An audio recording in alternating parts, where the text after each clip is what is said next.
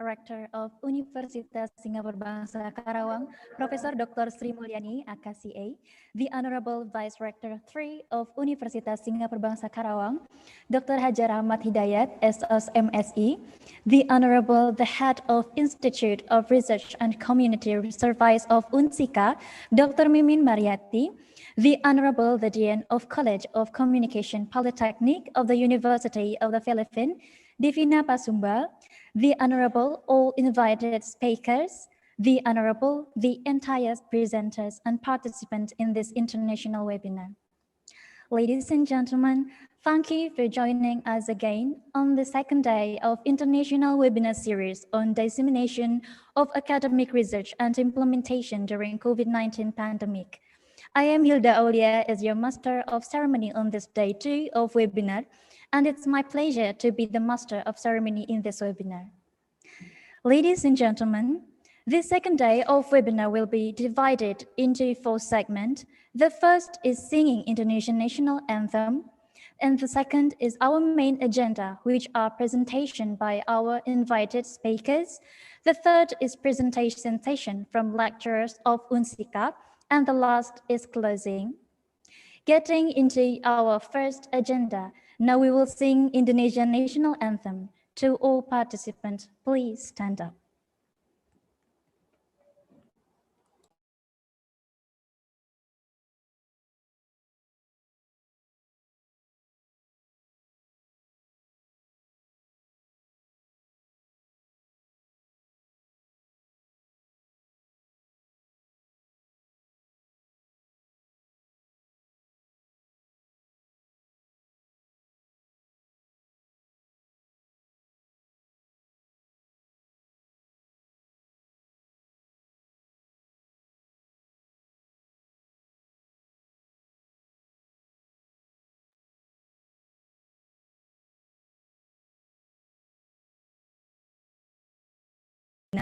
And it's my pleasure to be the Master of Ceremony in this webinar.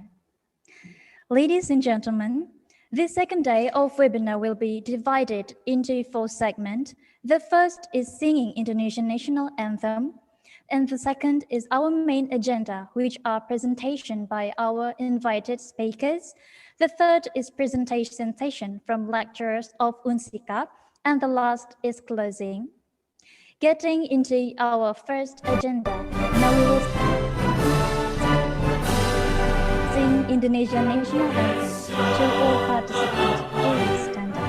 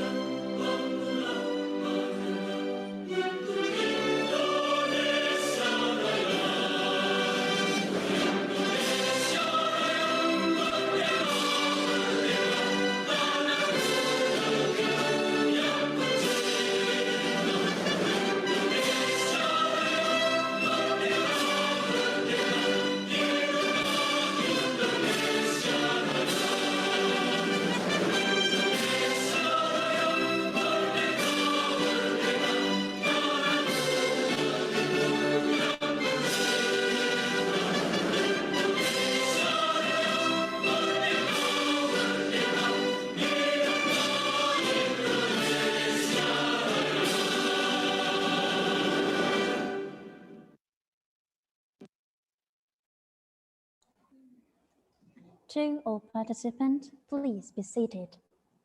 Ladies and gentlemen, I would like to introduce our invited speakers who will give a presentation in our main agenda on the second day of webinar.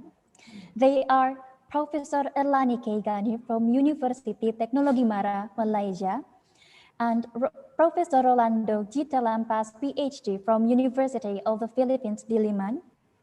They are Rosa Bella Quindoza from Polytechnic University of the Philippines. There are Dr. Shina Kaur from University Malaya, Malaysia. There are Li Jingyi from University Malaya, Malaysia. There are Professor Dr. Raymond Uy from University Malaya. And the last is Farida Gamar from Electronic Engineering Polytechnic Institute of Surabaya. All of the presentation will be moderated by Mrs. Evi Karlina Ambarwati. Ladies and gentlemen, without any further ado, let's get into our main agenda. The first presentation will be delivered by Professor Erlani Keigani from University Teknologi Mara, Malaysia, with the title of presentation, Issues on the Use of Online Learning among University Students During COVID-19 Pandemic. To Mrs. Evi Karlina and Professor Erlani Keigani, please take your time. Thank you very much, Hilda. Assalamualaikum warahmatullahi wabarakatuh. Good morning, ladies and gentlemen. My name is Evi, and I am the moderator for the second day of International Webinar Series on Dissemination of Academic Research and Implementation during COVID-19 Pandemic, held by the Institute of Research and Community, Universitas Singaperbangsa, Karawang. Before we begin with the presentation from Prof. Erlani, I would like to inform you about the time allocation. So the presentation will take approximately 20 minutes, then followed by a question and answer session for around 10 minutes. I would also like to remind the participants to kindly mute your microphone during the presentation. And as of the question and answer session, you may type your questions in the chat box, or you may press the raise hand button to deliver your questions directly to the speakers. I believe that Prof. Erlani has joined us in the Zoom meeting. Good morning, Prof. Assalamualaikum.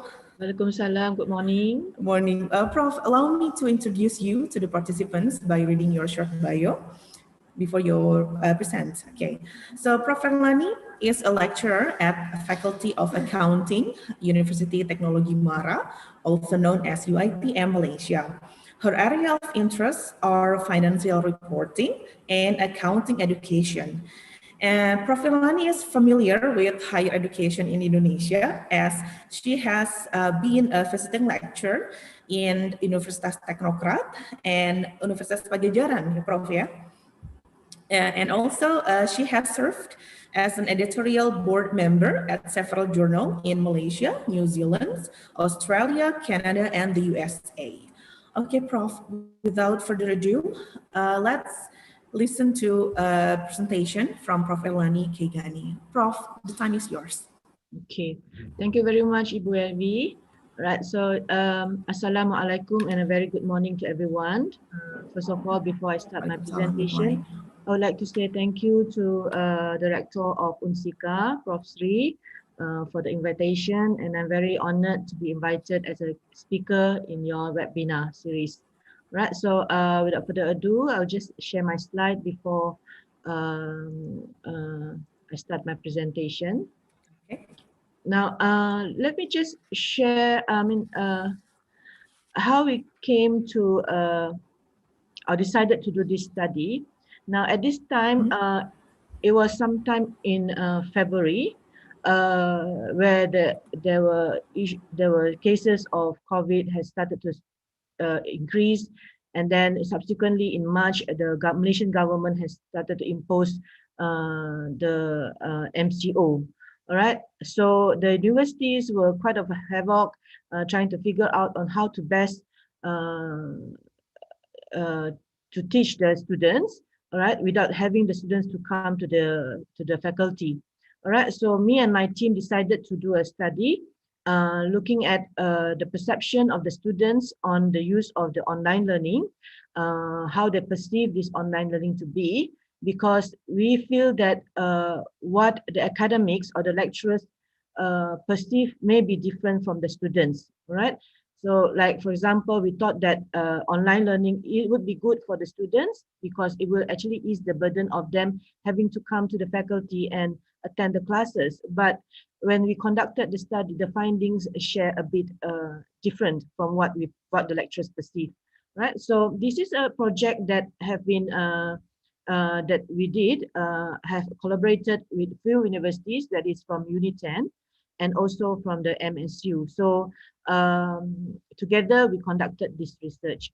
All right. So as what I've mentioned just now, the MCO, which started in March, have led universities, both public and private, to conduct or to decide to go online in order to make sure that the students will be on track. They would not miss out so much, and we would be able to have our schedule followed on time. All right. So that is why the lecturers, both the lecturers and the students, were expected to be prepared to go online, to do online learning.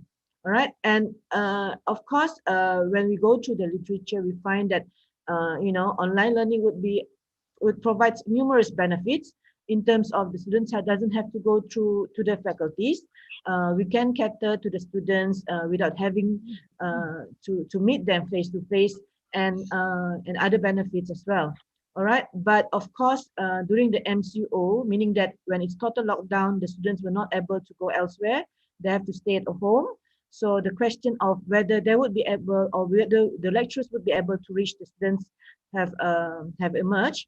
And this, of course, they have raised several challenges to ensure that the online learning process to be successful. So based on the literature, we find that the three most common challenges include the educators' experience and skills, because we believe that those young lecturers, they are very techno savvy. So we expect that they would not have many challenges, okay, in terms of trying to use the technology available to reach the students. But for those very senior lecturers, that is considered as a very as a challenge. All right, as we believe that, I mean, even the literature said that lecturers who are in the older generation, they are normally not IT savvy. All right, and then in terms of the readiness, skills, internet connectivity, and devices, all right, of course, the lecturers, because they would be able to get the internet connectivity because of their life, they can afford to have those internet connection. But we were wondering whether the students would have the same affordability. All right, because like, for example, in my university, UiTM, our main objective is to help the poor.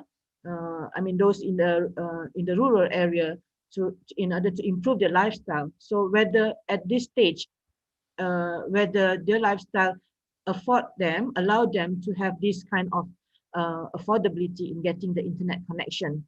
All right. And of course, at the time when the COVID-19 emerged, we were not really ready to go to online teaching and learning. And basically, like I mentioned just now, because of the internet services in the rural areas are slow and unstable. Right. So based on this Muhlenberg and Birch 2007, we conducted an online a survey, but it's a bit unique because we conducted the data collection through online, but in a form of interview rather than in a form of questionnaire. So we were based on this Muhlenberg and Birch to identify the challenges, where they have actually identified 7 challenges. All right. So so what we did is we design a questionnaire, but that questionnaire is an open questionnaire, ended questionnaire, which normally caters for qualitative study. All right, so we actually distribute the questionnaire using email and using WhatsApp. All right, and then from there we do the chatting. All right, so rather than them answering the questionnaire, it is more of like interviewing, but in the form of chatting, using various platforms. For example, if we use Google email, so we will email them the questions, and then they will answer to us, and then so it's like chatting at that time. All right, the same goes for WhatsApp and also Facebook. All right, so we have managed to capture 147 students because this study was conducted in March. So it was sort of like preliminary study, and it is still ongoing. And at that time, we managed to get 147 students from 16 public and private universities. Okay, so these are the list of respondents that we managed to capture at the time. Okay, so there's 147 both from public and private universities in Malaysia. Okay, and these are the preliminary findings. Okay, we asked the respondents their experience on online learning, and these are all the platforms that they use for online learning. Okay, right, and then the intention to use any type of online learning. They have also answered based on this. Okay, like for example, if you can see here, those students, they have experience, they would tend to use the same online platform for the next session, because I think it's normal, it's common, because once we are used to that kind of platform, we would not be reluctant to change unless the existing platform that they use is poor in terms of not really good in terms of poor connection or something like that. Okay, so okay, so now we go to the real research objective, that is to answer or to identify the issues on online learning based on Muhlenberg. And one of the first issue is on administrators issue, where we as the lecturer, we feel that, you know, we were trying our best to accommodate the students, all right, particularly when the submission of tests and exams. All right, so when we did the interview, we find that okay, one example is that like in my university, we conducted our last exam in one day, where we break the exam questions into 2 sessions. All right, so the first session probably we do 2 questions, and the second session we do another 2 questions. And we feel that this would be the best. As a lecturer and administrator, we will feel the best, because it will ease the students' burden in terms of them not having to gaze at on the computer for so long, and that will give them some time to do it. But when we conducted the interview, we find that it is not what they want. They prefer it to be at one time, you know, like from 9 to 12 p.m. rather than doing it from 9 to 11 and then subsequently to 2 to 4, because they say that it prolongs their anxiety having to complete the exams questions. All right, so that's why if you look at the findings, one of it is I find it a drag thing to do every assessment by the lecturer, especially when there's so much work. All right, so these are the things that we as academics, we have to take that into consideration. And because of that, and because we for this semester, our university have decided to go back to the normal, where we actually conduct the exam in one shot, rather than we break that into 2. Right? Now, the second issue is on social interaction. We find that the students, they feel that because when the classes were conducted face to face, they were very happy because they get to able to mingle along with their friends and then to do the discussion. All right. So when online learning, they feel that they become very lonely. All right, because they will not be able to communicate with their friends as the normal norm. All right, so it's just like communication is just through WhatsApp or through Google Meet, but they say that it limits the discussion with the classmates, with their peers, and also with the lecturers. All right, so they find it using online learning is somehow being very lonely. All right, so we as an academics, I think we should think of ways on how to alleviate this kind of a problem, because we feel that there are cases of students getting depressed, all right, because of having to be alone all the time. All right, so we academics, we need to think of ways on how to curb this problem, this issue. All right, so one of the ways probably maybe we try to get them being more engaged when we Google Meet or when we Webex or Zoom with them. All right. So we know that sometimes when we teach the students, we tend to make it a one-way communication. All right, because students when they are in the Google Meet, they tends to close the video and then they mute the voice. So we as the lecturer, we also not sure whether they are there. All right, so so in order for them to, somehow it harms them because they felt like I said, they felt lonely. So we think that the best way is for them to get interaction, for them to interact with us during the Google Meet or Zoom. All right. So probably when we do our teaching, we should involve more of a student-centered learning, such as role play or some kind of music, so for them to interact with us, so they don't have that kind of feeling. Okay. Now the third issue is on the technical connection and data issues. All right. Again, for those who can afford, they would not have problem. But during the MCO, during the lockdown, we find that there are students, especially in the rural area, they do not have the internet connectivity. And then, some of them do not even have laptops. So they actually rely on the telephone, on their mobile phone to learn or to Google Meet with their lecturers.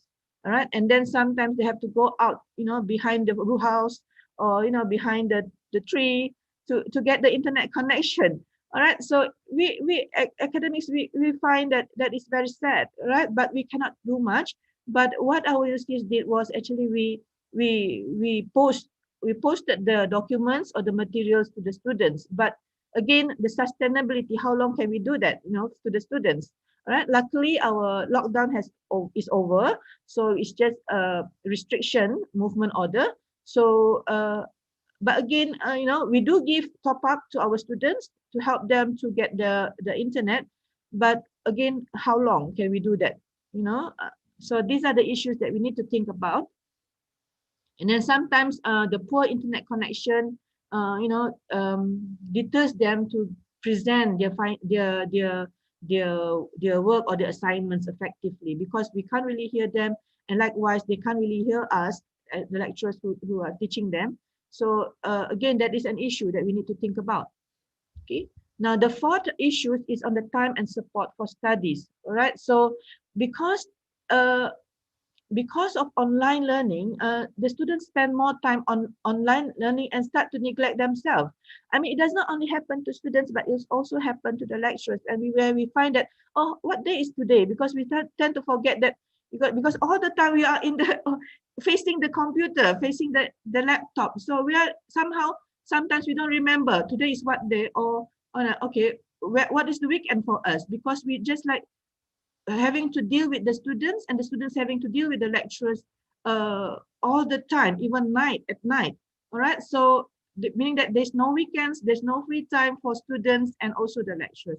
And then the students also mentioned in one of the findings, the students says that maybe because the lecturers are worried too much about the students' welfare, so they tend to give more work to the students to make sure that the students understand and do the work. But then again, the students complain, we don't have time for ourselves because we keep on doing all the assignments for the lecturers.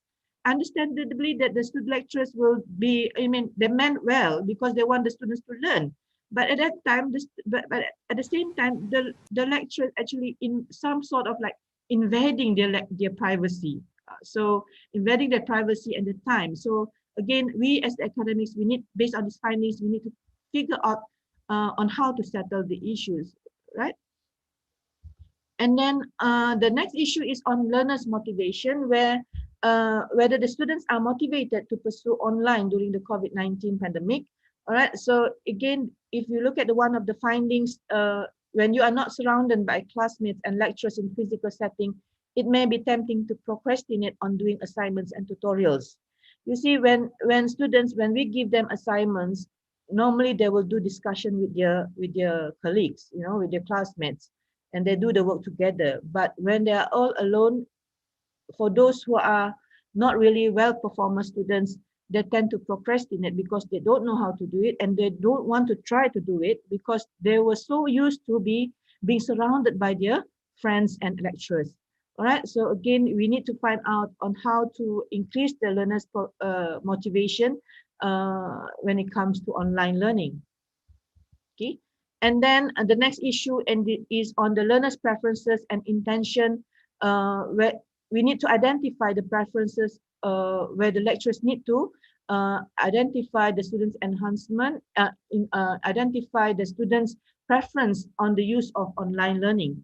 All right, so some students, the response was that they are okay with the online learning, but the internet tool that was used was not really suitable for my course. For example, in my line, which is in accountancy. All right, so particularly in the subject of financial accounting and reporting, where it is very technical, the students have to learn the format. So if, let's say, using the laptop, using the internet without using the whiteboard, they feel that it is not effective enough. All right, so we in UITM, we have started to identify tools that can help or to assimilate similar to what is being used in the face-to-face learning environment. So rather than we just preach, rather than we just teach the students on the technical parts, we also use the tools such as Vacom. I'm not sure whether you have heard about it, or Bamboo. Right, so something like this. Okay, so this one serves like a whiteboard. So we can actually teach the students the technical parts, showing them step by step on how to do the financial statements, for example. All right, so we as the lecturers have to think about, what are the students' preference, right? Again, so sometimes we have in accounting, we also have courses such as accounting history, which I think is very dry. All right, so we need to think about on ways to make it interesting. And I know that academics in UITM have used the role play, meaning that asking them to assimilate and to act in front of, using the Google Meet. So I find that it's very effective as well. So although meaning that we try to cater the learner's preference and on the use of online learning platforms, and then from there, hopefully will help to increase or to boost their motivation to study through online as well. Okay, and then the next issue is on the learner's understanding, which is the last issue. All right, that is, again, like I said just now, sometimes subjects such as like accounting, where it involves technical or calculation, it is very difficult for us to learn doing online unless we show them step by step on how to do it. All right, so the best is we use platforms such as, like I mentioned just now, Wacom or Bamboo, that will help them to increase their understanding on the use of, on how to prepare the financial statements or on accounting related topics. All right, so in this case, hopefully it will help to boost the learner's understanding. And if you can see here, by using online learning, one of the students responded, we cannot get any experience because in universities, we tend to give them simulation, all right, for them to get an experience of what the real practice would be like when they go out and work. All right, but using online, that deters them. So again, we as lecturers, we need to think of ways on how to best provide this kind of experience to the students. Okay, so the conclusion is that based on the previous studies, we as the lecturers also act as the administrators, and also the universities will need to find ways on how to best teach the students using online learning, particularly on the implementation strategies, and these strategies must be further developed so that it can help the students to be motivated and to continuously use the online learning platform.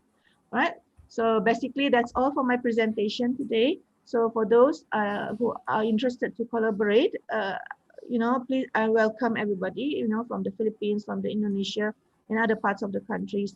So if you have interest to collaborate, please do not hesitate to contact me. This is my email address as well as my contact number. All right, thank you very much. I pass the floor to Ibu Evi. Thank you very much, Prof. It was very interesting, and I was actually nodding a lot of times during your presentation because it actually reflects what happens also in Indonesia. And I believe it also happens in almost all part of the world, yeah, Prof. Okay, so we have questions in the chat box. Allow me to read it for you, Prof. Okay, so it's from Divina Pasumbal. She says that thanks for the presentation, Prof. Gani. I was thinking if you are open to replication of that research here in the Philippines, specifically in our university. Oh, it's not a question, but it's more of like an invitation to collaborate, Prof. From the Polytechnic University of the Philippines. Yes, yes, I'm very much interested to collaborate with other parties. All right, so here, if you can see the screen, I have shared my my contact number and email address. I would be very much interested to collaborate. Please do not hesitate to contact me. I am willing to share with you the questionnaire and also to collaborate. Oh, thanks a lot, says Madam Divina Pasumbal. Yeah.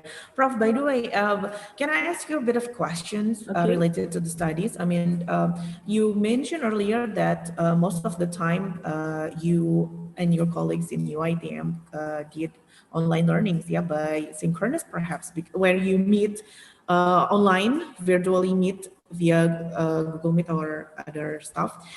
Do you like consider doing asynchronous learning, or how do you see that as an opportunity for the application of online learning, Prof? Do you have any comments on asynchronous learning, maybe? Okay. Well, it is good, meaning that it's a combination of face-to-face learning as well as online learning, isn't it? Yeah. All right. Yeah. So yeah, it is good because actually our universities in UITM, we plan to do that this semester, right? To have both online as well as face-to-face learning. But then due to the extension of the restriction movement order, we decided to postpone that because Okay. we for the best interest of the students, the health, the health especially, yes. health issues. So we decided to postpone.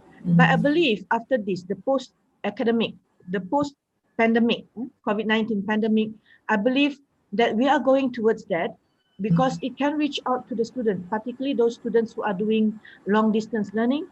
All right. So those students will be at an advantage because they save time to come to UITM and to learn, you know.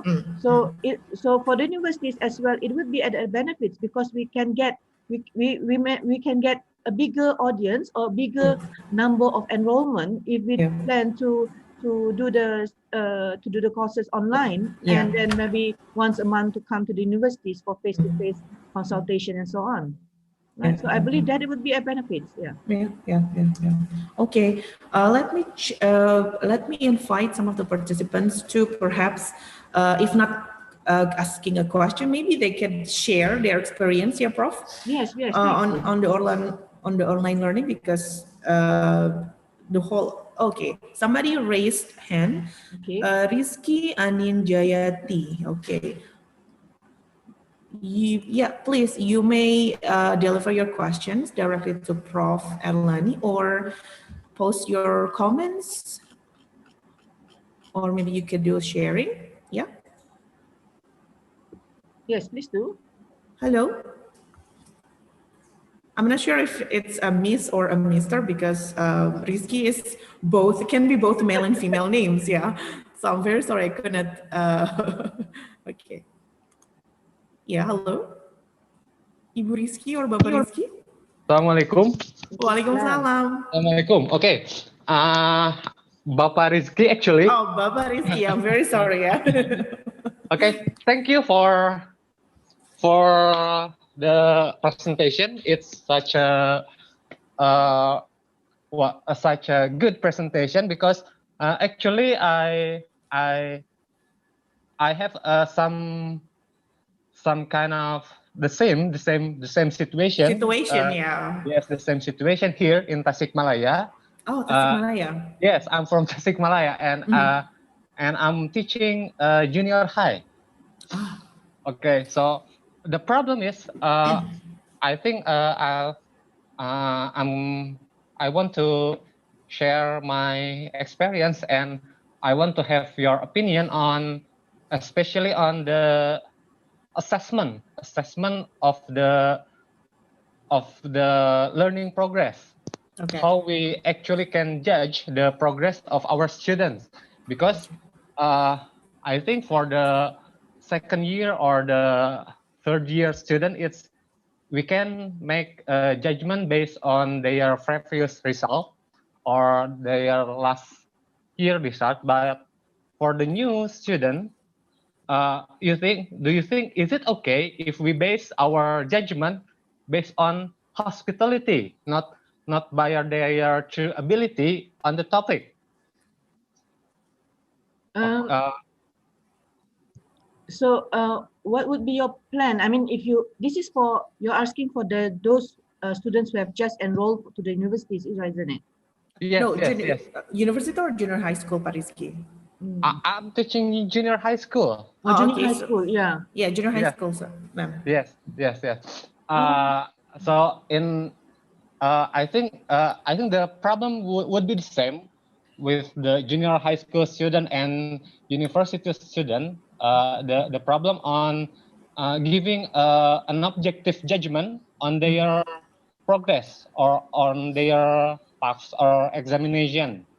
So, in your opinion, maybe is it okay to base the judgment on their hospitality, not their true ability? For example, the people who attend the class and say salam, I'm giving them the better result than people who don't do the greeting. Do you think is it okay to do the assessment like that for during the pandemic situation? I think that's my question or my opinion. Do you think is it okay to do that kind of judgment during this situation? Thank you. Thank you, Pak Rizky. Okay, this is my opinion. All right. So for every student, actually we have to gauge their ability in terms of two perspective. One in terms of the knowledge and skills, and the second one is on the soft skills. That includes the soft skills, which includes the communication, leadership, teamwork, those kind of thing. In Malaysia, our ministry have identified 7 soft skills. 7 or 9, I'm not sure, but yeah, that includes communication. All right, so like greetings and all those things will fall under the soft skills. All right, so for us to totally gauge the students' performance on the soft skill, I think would not be sufficient, because if you think about it, we can't really gauge their performance in terms of soft skills through online, apart from just giving salam. All right, we need to gauge their performance in terms of leadership as well, or teamwork, that would have some marks, some merits for us to evaluate them in terms of the soft skills. But we also need to gauge their performance in terms of the knowledge and their skills, because ultimately when they go out to work, the knowledge is important for them to enable them to get a job. So of course, that greetings would be good, but it is not a total. We cannot say entirely that we can gauge the students based on that. Yeah, that is. So you would suggest a balance between the knowledge and the soft skill. Yes, yeah, area. Because for a students, because when we want to evaluate a student's ability, we have to evaluate based on both the hard skills and the soft skills. Yeah. Okay. So yeah. Okay. Thank you very much, Prof. Erlani, and thank you very much, Pak Rizky, for the questions. Do we have any more questions in the chat box, or somebody who would like to share, give comments to Prof. Erlani? Okay. I believe that's it for the first session. Thank you very much once again for the wonderful sharing of your research conducted in Malaysia. And we would like to give you a sense of gratitude for joining us in the webinar today. I hope to see you very, very soon. Yeah, once the Inshallah. pandemic is over, inshallah. Yeah, one day, yeah, Prof. Okay. Assalamualaikum, Prof. Thank you very much.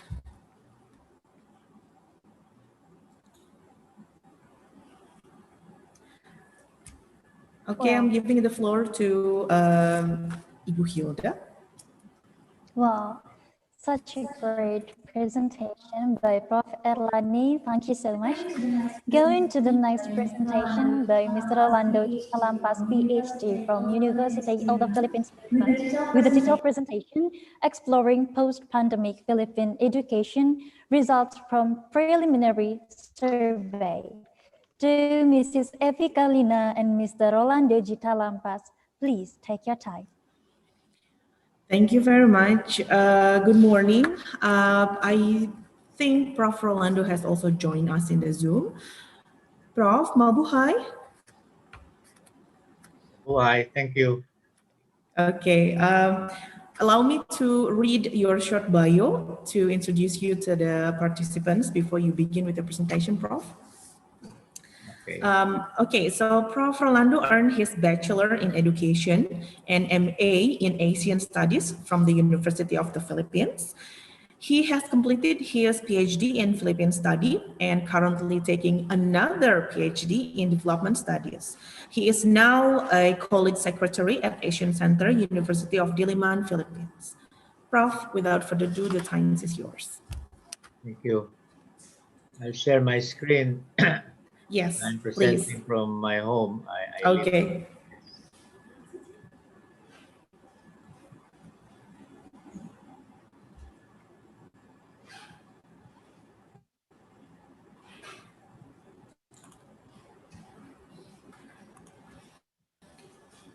First of all, good morning, everyone. I'm very pleased to join this webinar. This is I think the second time that I'm presenting in a webinar on this topic. And this presentation is actually an update of my previous presentation also in Indonesian-sponsored webinar. So this takes us to a few months back, I think around September. And this is just basically to show what changes, if any, there have been in the perceptions of how a post-pandemic Philippine education scenario looks like. I hope this is okay for purposes of understanding the kind of situation that we are in. Especially, I think most participants in this webinar are from the education sector. Yeah. I hope so. So, yes. Basically, we have this picture. In the first few slides, I'd like to show what Philippine education looks like. And we see a kind of shortfall, no, in the kind of government state investment in education. I'm not sure how many countries share our predicament, but this is the sort of sad situation of countries trying to maintain, if not go beyond the so-called lower middle income trap. So budgetary allocation for education, health, and other social services, for example, assistance to poor families and households, are still very much needed in these countries. But especially if you can see the kind of progress that has been made in terms of government investment. So there is, although increase in investments, in, for example, in education, there remains a gap. I mean, lower, no? Investments made especially for education, especially at this time that education services, those that are funded by government, are still wanting in more money. Example. Here you see, well, because you have two sectors in the in education, a good number of schools, at least in the Philippines, have not been able to realize the kind of expected income from, basically from tuition. That's why many private schools have actually closed. We have the figures in a while. Okay.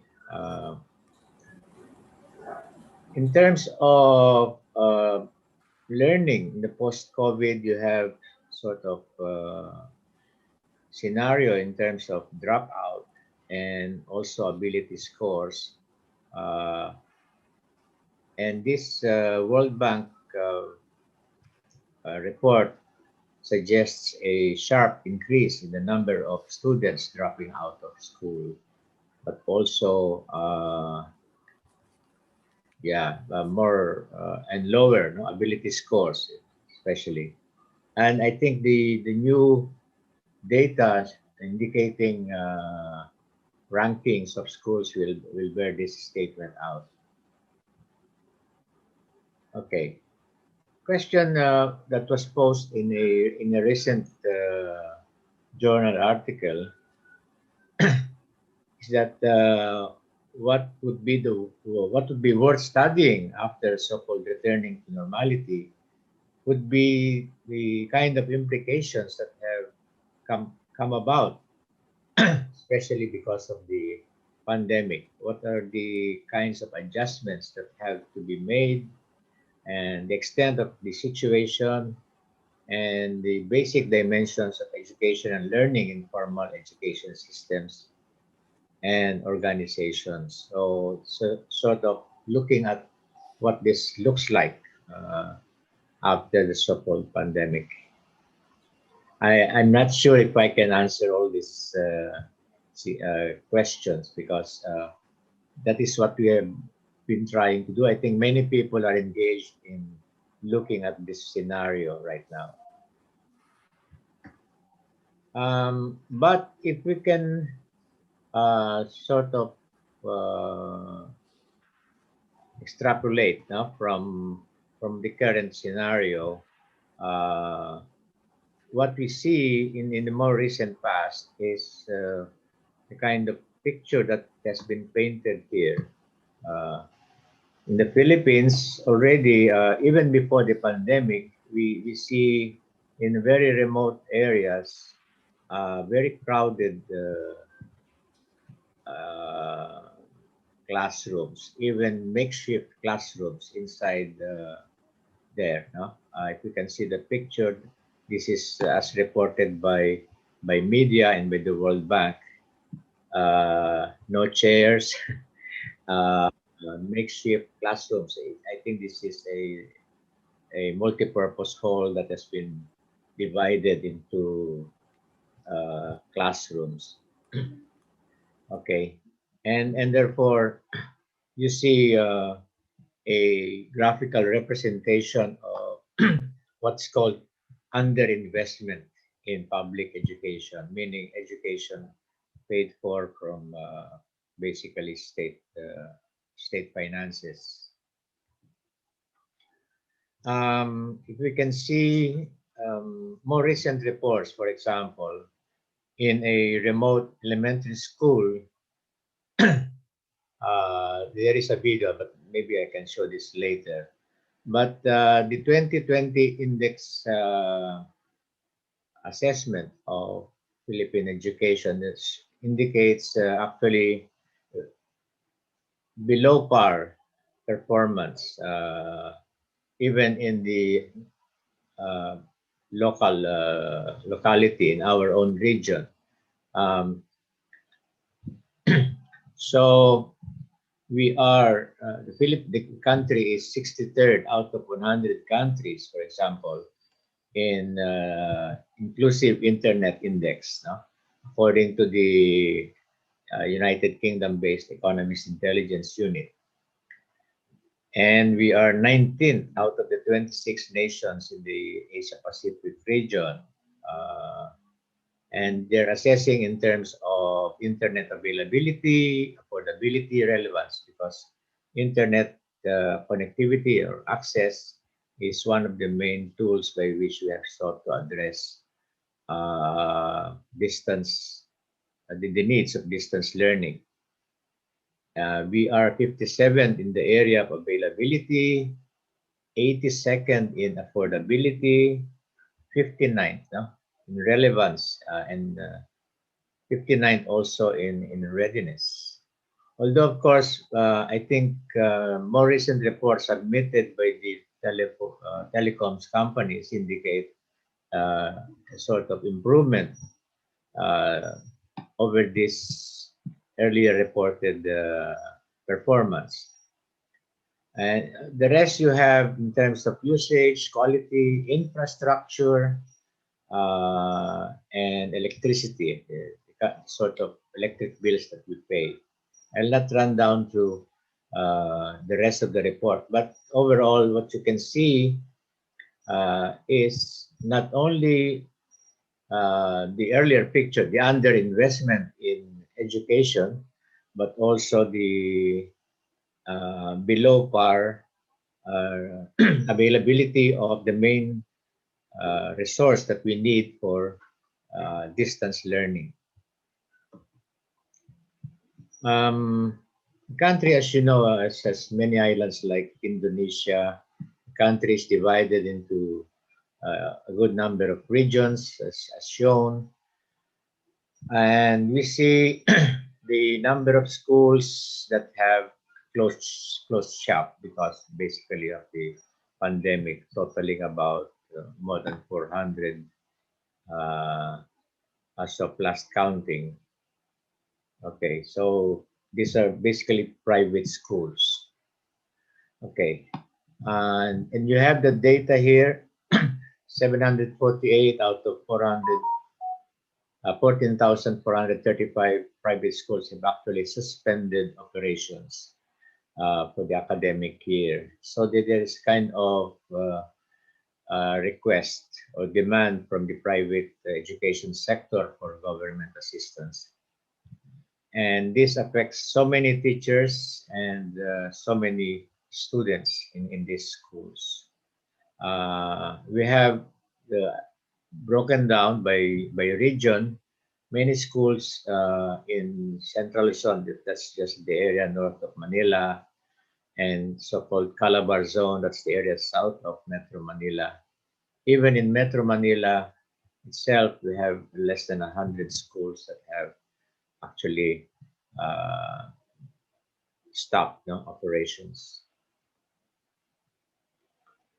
In the Philippines, you have about less than 14 million students registered in the public and private schools for this current school year, and about 24.5 million enrollees in public and private schools as of 21 September, according to our own. You can divide 13.75 or less than 14 million out of about 25 million have actually enrolled. The rest were not able to enroll. So that's the difference of about 10 million, if my arithmetic is okay. So what those who have enrolled have done is basically, as you see in the picture, homeschooling, supervised by parents, and that takes away parents from their income source. If they are employed. Therefore, they spend more time uh, attending to their children who are using these modules, as we call them here. So what we did initially was to do this short survey, and this is the result from the first survey, and it's basically a matter of perception. So I'll run down, this is the first part, and then I'll run down the more recent survey. So I have about 10 questions here. In terms of optimism, about a few months back, the optimists and not so optimists are more or less equally divided. No? And in terms of the participants in this survey, uh, half belong to the K to 12, okay, and then about a third from collegiate level, and graduate level you have about 16%. I am using rounded figures, and more little less than 60% are the public school system. Over 40% are private. Now I asked them if they read if they updated themselves with the government pronouncements on what the post-pandemic Philippine education looks like.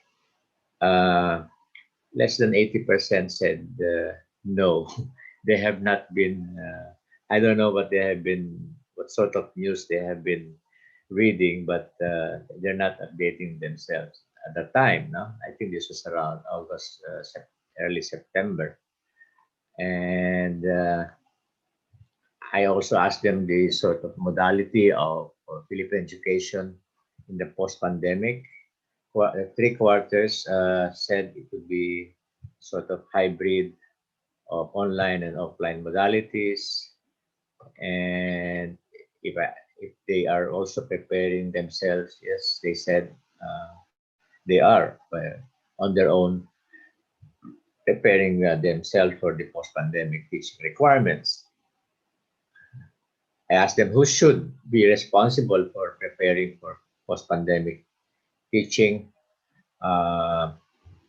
They rely a lot on the national government and also on our own Department of Education, by and large. No, some also indicate that they themselves should be preparing for post-pandemic teaching. Now, if students are supposed to have improved their learning outcomes in the post-pandemic, they're very optimistic. Okay, although we hear very few cases that students suffer from, as already stated by our previous presenter, some problems. No? Now, will teachers be appreciated? So we rely basically on teachers to be the forefront of post-pandemic the education system. They're not very sure if they will have to be looked up to by their own students, given the self-propelled learning. Because as you can see, in most number of cases, it's done by modules sent by the schools, so to the students in the villages and in the very remote areas. So maybe parents and others attending to the learning of young kids, especially at home, maybe looking up to who is actually handling them at home. Of course, there's a lot of video materials posted online about jokes, where you have very strict parents, very demanding parents on their children. I don't know if you have seen this. And yeah, some people share it on the internet. Yeah. and the child is saying, I want to see my teacher, not you anymore. Yeah. The child was talking to his mother because his mother, like my own mother in my own time, I was see. very strict about Strict, yeah. doing assignments and those things. So I asked them lastly the kinds of changes in teaching in the immediate post-pandemic, and you have this listing, changes in learning competencies, hopefulness in the situational response, etc. Okay, I will not run down through, but also to highlight that they expect online modalities to be permanently infused in learning modes in the post-pandemic period. Now, in more recent days, and this is the update on that, and you will find not so big changes in the perceptions. My guess is that it's too soon to really assess the sort of perceptions that the supply side. This is actually the supply side of the learning environment. And the respondents here are actually teachers, no? And I have not had the occasion to look at the demand side, the students and even the households. So if you care to see the update, this is how it more or less looks like. In terms of optimism, still a toss between uh, the three thirds, no, of optimism. If you can recall the earlier slide on this, and but now you have more. In the earlier period, I have about 50%, so it's very more or less the same profile of respondents in this. But we have more teachers now in the graduate program, graduate level. Okay. So still is basically divide between public and private school participants, respondents in this survey that I made. And what will be the modality, if you recall right? So again, a high percentage of those who see hybrid online and offline modalities. Although, of course, in some areas, there's really zero incidence, no, of COVID infections. Um, there has been move or suggestions to go full-time face-to-face in these places, but these are very few, at least in this country. But according to, if you follow the reports on the spread of the virus, uh, whereas before you have less cases outside of Manila, the spikes in COVID incidents are actually now being reported in areas outside the region. So maybe this could also account for the later decision on whether to have full face-to-face in these areas which were previously COVID-free. Okay. Uh, so whether teachers are preparing themselves for pandemic, post-pandemic teaching, but if I recall, I think there is a drop here. No, less teachers are now preparing for post-pandemic, but it's not a very big change. Who do they expect? Still is the national government and the school, and also our own Department of Education, which is the yellow part of this pie chart. Okay, and then if students will have improved learning outcomes, there is very marginal change here in the perception. And will teachers be more appreciated? Yes, they said. I think there's an increase here in the outlook of teachers handling this online learning. Now, if the changes may be had with respect to teaching in the post-pandemic, you can see, as previously indicated, the thinking that there would be more ICT use. I think there was an ASEAN meeting yesterday or the other day about the ASEAN way of the how do you call role of ICT in the post-pandemic. So I think there will be some sort of expectation from ASEAN member states to go and chart the role of ICT in post-pandemic learning. But we still have these expectations from previous things, as reported in the earlier survey about 4 months ago. What we have not captured are other expectations, and I'm not going to the full detail of these expectations as report, because this part of the survey was an open-ended question, and we have so many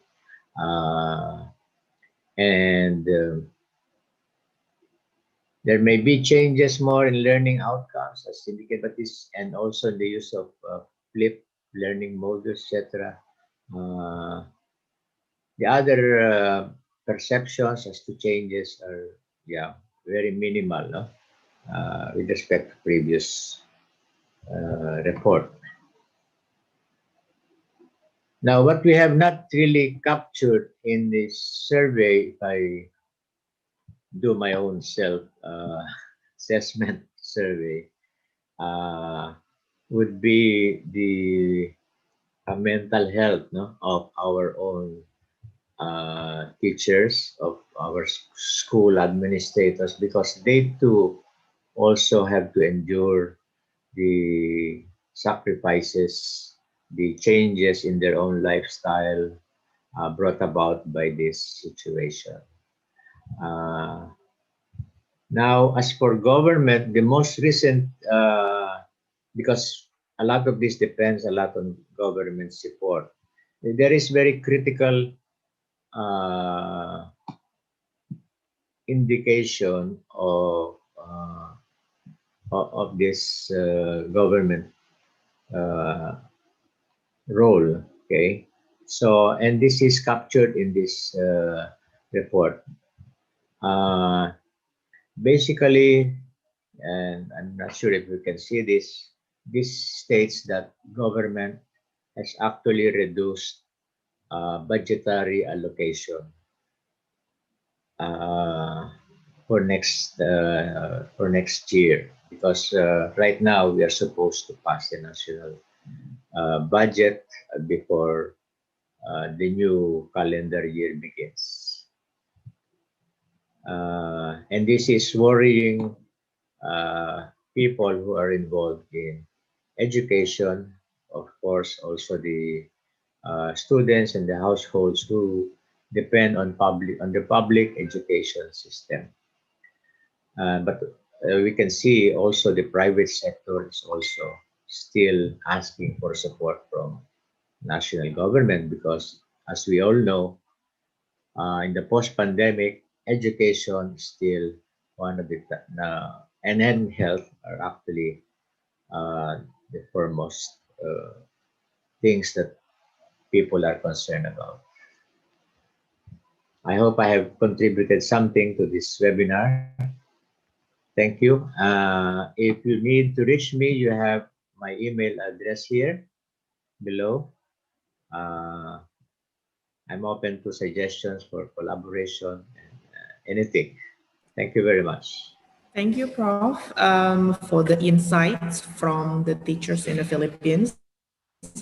And it was very surprising, yeah, Prof, to see that teachers across education levels, K to 12 until university levels, are very optimistic, yeah, on the potentials of the online learning, and they prefer the hybrid of online and offline learning. Yeah, it's very surprising for me, Prof. Yeah.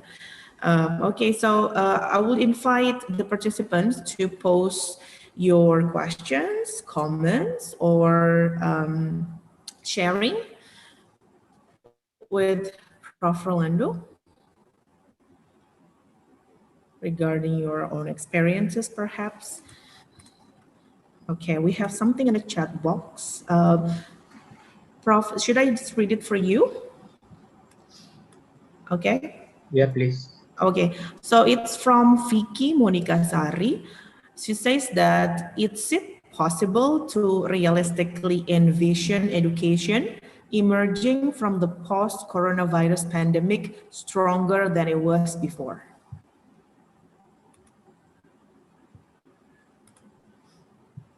Is it possible to Possible realistically envision envision emerging? education emerging from the post-coronavirus pandemic stronger than it was before? Well, we mentioned here basically the formal education, the one that everyone needs to attend to for credit, now for self-fulfillment and the like. But personally, I think education is something that you seek to acquire in so many ways. If uh, if the formal means are not accessible to you, then you should by yourself look for it. No? And I'm positive, basically. But then, of course, there is a whole lot of expectation, especially from government and from those in charge of the education system to provide, because it's a duty to, of these actors to be at the helm of the education system. But, you know, and I'm not sure if this goes for a good number of people these days. Self education is also another modality, and I know people who have succeeded in various ways. I know some of our own people, not very stranger to us, who use a lot of materials online. For example, YouTube, very technical ways of preparing things, electronics and electrical and mechanical, and they do things on their own, on their own time. They don't have to attend formal training, and they do it themselves. So people will just have to uh, do this, I guess. But of course, those who can help uh, inspire others to do that, I think should also do their role. So there's a whole lot of initiatives to address people, especially who are still worried about the future. Okay, mankind has survived many difficulties in peacetime and wartime, and yeah, I forgot to mention that country also suffered a good number of uh, from disasters recently, very strong typhoons, volcanic eruptions, tectonic movements. We all have Indonesia and the Philippines and a few other countries share this Ring of fires. everyday fact of life. Yeah.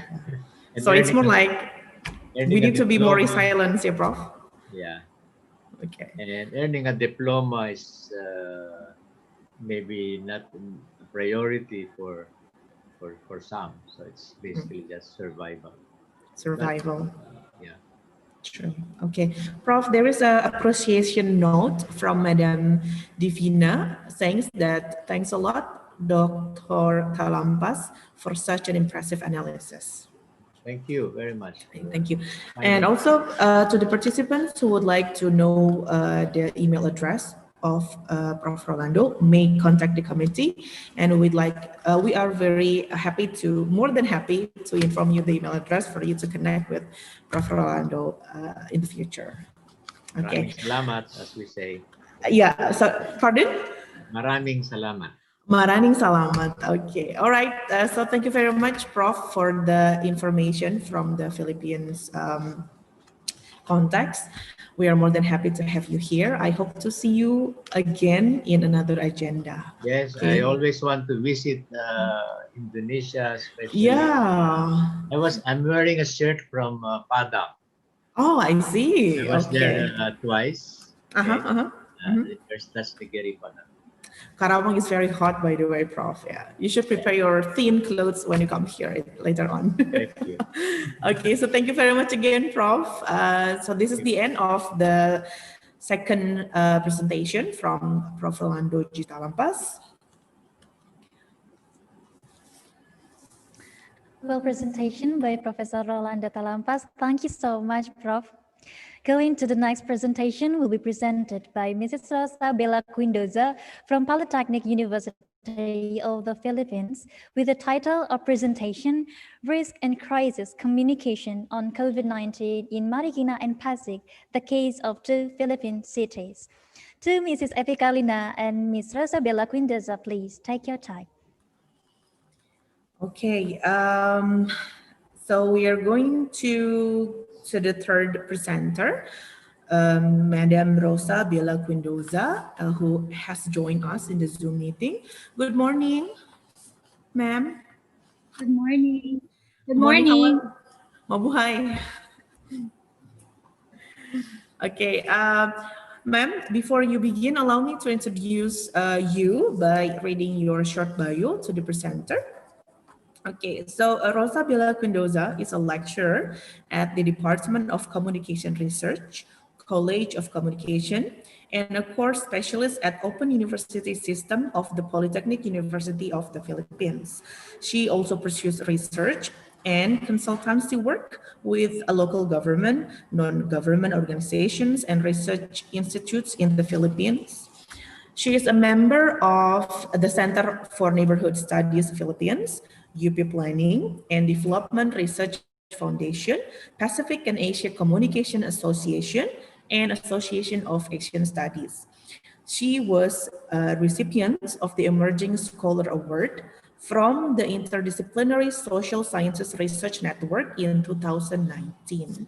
Okay, so ma'am, without further ado, the time is yours. We are more than ready to hear to your presentations. Okay, thank you very much, Eddie, Carlina, Yeah. and nice to meet you. And Nice to see you too. for the gracious invitation also of Unsika, maraming salamat. So I'll be sharing the presentation from my screen. Okay. Okay. Is this fine? Yes, more than fine. We can see. We can see Okay. it. Okay, I'll just. Okay, the study is on risk and crisis communication on COVID-19 in Marikina and Pasig, the case of two Philippine cities. And these cities are located in the National Capital Region, that maybe in the whole of the world map and the Philippine map. It's right there in the red box. Okay, so the study is premised under in the situation that we are now in, a very large, unprecedented disruption in all aspects of our lives, and this crisis of global pandemic proportion, which is COVID-19 or the coronavirus disease 2019, and its development as a public health emergency of international concern prompted action of government leaders as well as health organizations and risk and crisis managers around the world. With the emergence of and spread of a new virus as a top source of global threat, vulnerability is amplified in times of health crisis, due, for instance, to restriction or increased international and local travel and mobility, as what we have observed. In this double-digit year, countries and localities felt this vulnerability. But we also felt the need for a broadened concept of resilience, safety, protection, and a new norm in governance and development. The pandemic also, the experience that we are having now also reflected the key role of governments, be it national or local, because the rapid response has become a key in addressing the health risk crisis. But with all this, we observed that effective and planned communication would have been very vital in public health emergency response and management.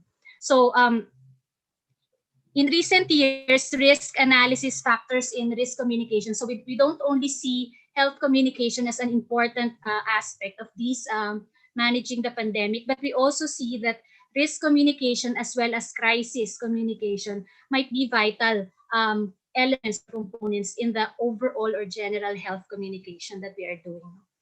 Crisis communication particularly seeks to manage information and even manage meaning in different stages of the crisis. So this particular study looks specifically on communication of local government units, or what we call here in the Philippines as LGU. So it seeks to look into the practice lessons learned from some local governments' efforts in crisis and risk and health communication. Why do we look into the local governments when most of the countries see a national approach to managing and responding to the crisis? In the Philippines, health was among the 5 basic services devolved at the local government units through our local government. Also, even if there's a national response or national management strategy, local government units also have to localize and innovate some ways on how to manage the global pandemic in their respective areas. So, but carrying these government functions as well as the provision of devolved services, including health, and the role of the LGUs in the localization of global sustainable development goals, as well as in disaster risk reduction and management, would require proper management consolidated at both vertical and horizontal networks. So having a crisis and risk communication does not guarantee a foolproof plan or strategy, but there will always be questions in terms of implementation, monitoring, and evaluation. But that could lead to other management problems. However, having a working map or working tool in communicating risk and managing crisis with the help of communication can lead to, or at least try to prepare a systematic and collective action by all stakeholders, particularly the crisis managers or our local governments. So this research particularly intends to look into the practices and lessons from the experience of the 2 local governments or 2 cities and it aims to identify communication strategies in response to and management of the COVID-19 crisis. It looks also into the perception of both at the side of the crisis managers as well as the constituents or the public. It also builds on the current pandemic experience, but also looking into the prospect of integrating proactive communication in all government processes and the general public health communication. So the study is used a qualitative approach, and it focused, as I mentioned earlier, into key Philippine cities, Marikina and Pasig, which is located in our national capital region, in which in many instances, the region recorded the highest number and the longest lockdown or community quarantine during the course of the pandemic. Data sources include interviews and among city official and personnel involved in the actual pandemic response, and we label them as crisis managers. We also have interviews with around 20 current and long-time residents of each of the city, and we label them as constituents or the public. The secondary data sources include news and official documents that would supplement the findings and the informants' insights and the crisis managers. So for when we survey the literature or previous studies on health and risk and crisis communication, we have a term for situations of uncertainty and heightened concern to encompass risk and crisis situations. So communication in these situations, particularly focused on plans, communication plans, case studies, toolkits, and frameworks. These toolkits and frameworks supposedly try to bridge the gap between theory and practice. But any of this literature mentioned that no single theory would encapsulate the dynamism of risk and crisis communication. But of course, in each of the phases or in each specific event, at least one of these theories or a combination of both can be used to explain the event or situation of heightened concern. But also, when we looked into the literature, these studies took on the traditional approach to crisis and risk communication. It focused more on organizational risks in the midst of crisis, and particularly on reputation, public relations, how they respond to the crisis, and the success or failure in moving forward after the crisis or the post-crisis situation, rather than on how communication impacted the public and their behaviors. So studies also included particular materials on risk reduction, management, and recovery plans. There are also very many case studies on communication management strategy in general, and also in specific events of heightened concern, such as health crisis, outbreak, pandemic. We also have on environmental risks and environmental disasters, even animal disease risk and conflict in coastal resources management. These are all considered situations of heightened concern, and communication management has proven to be an important aspect of studying these situations of crisis or heightened concern. So as an analysis framework, while the study also hoped to develop a localized framework on health, consolidating or integrating health risk and crisis communication. It tried to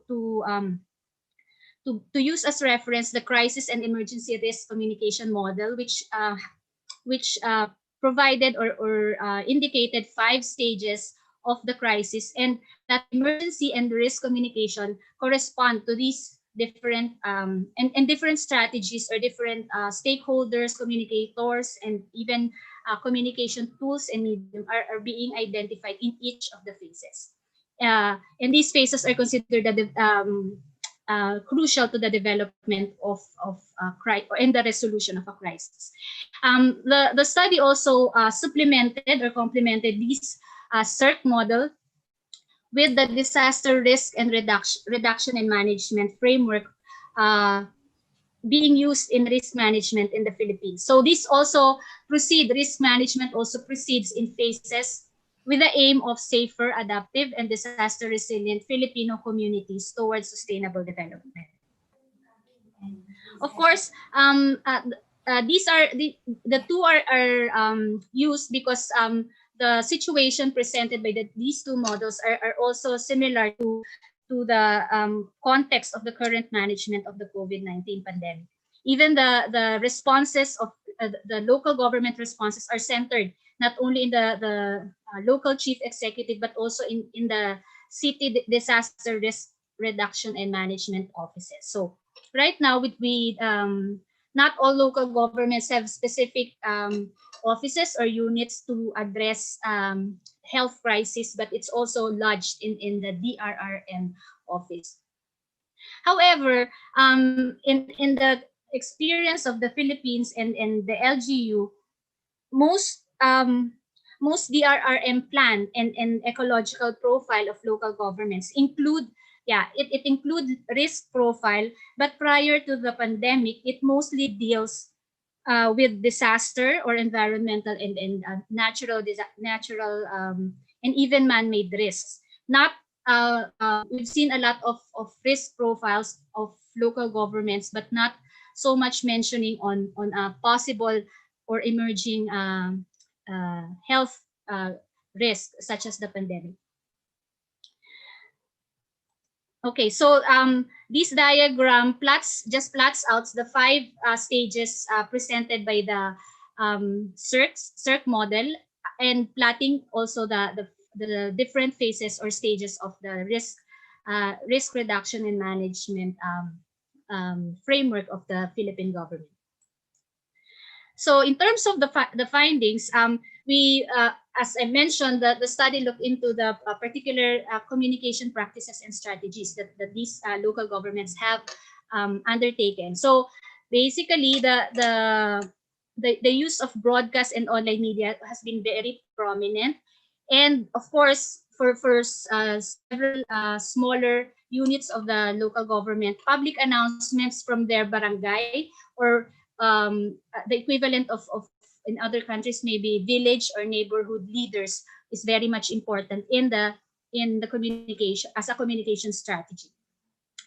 The informants also, particularly the constituents, particularly noted that the local chief executives of these 2 city governments are really on top of the crisis communication, not only because of observations in media coverages, but also how the informants view or perceive their local government and their local chief executive as doing in the time that the data gathering or the study was conducted, and even up to now, because we still see some various media news and even social media posts on this particular instance, and use of social media accounts have been activated by these city governments, particularly their public information office and even their disaster risk reduction management, as in terms of addressing the COVID-19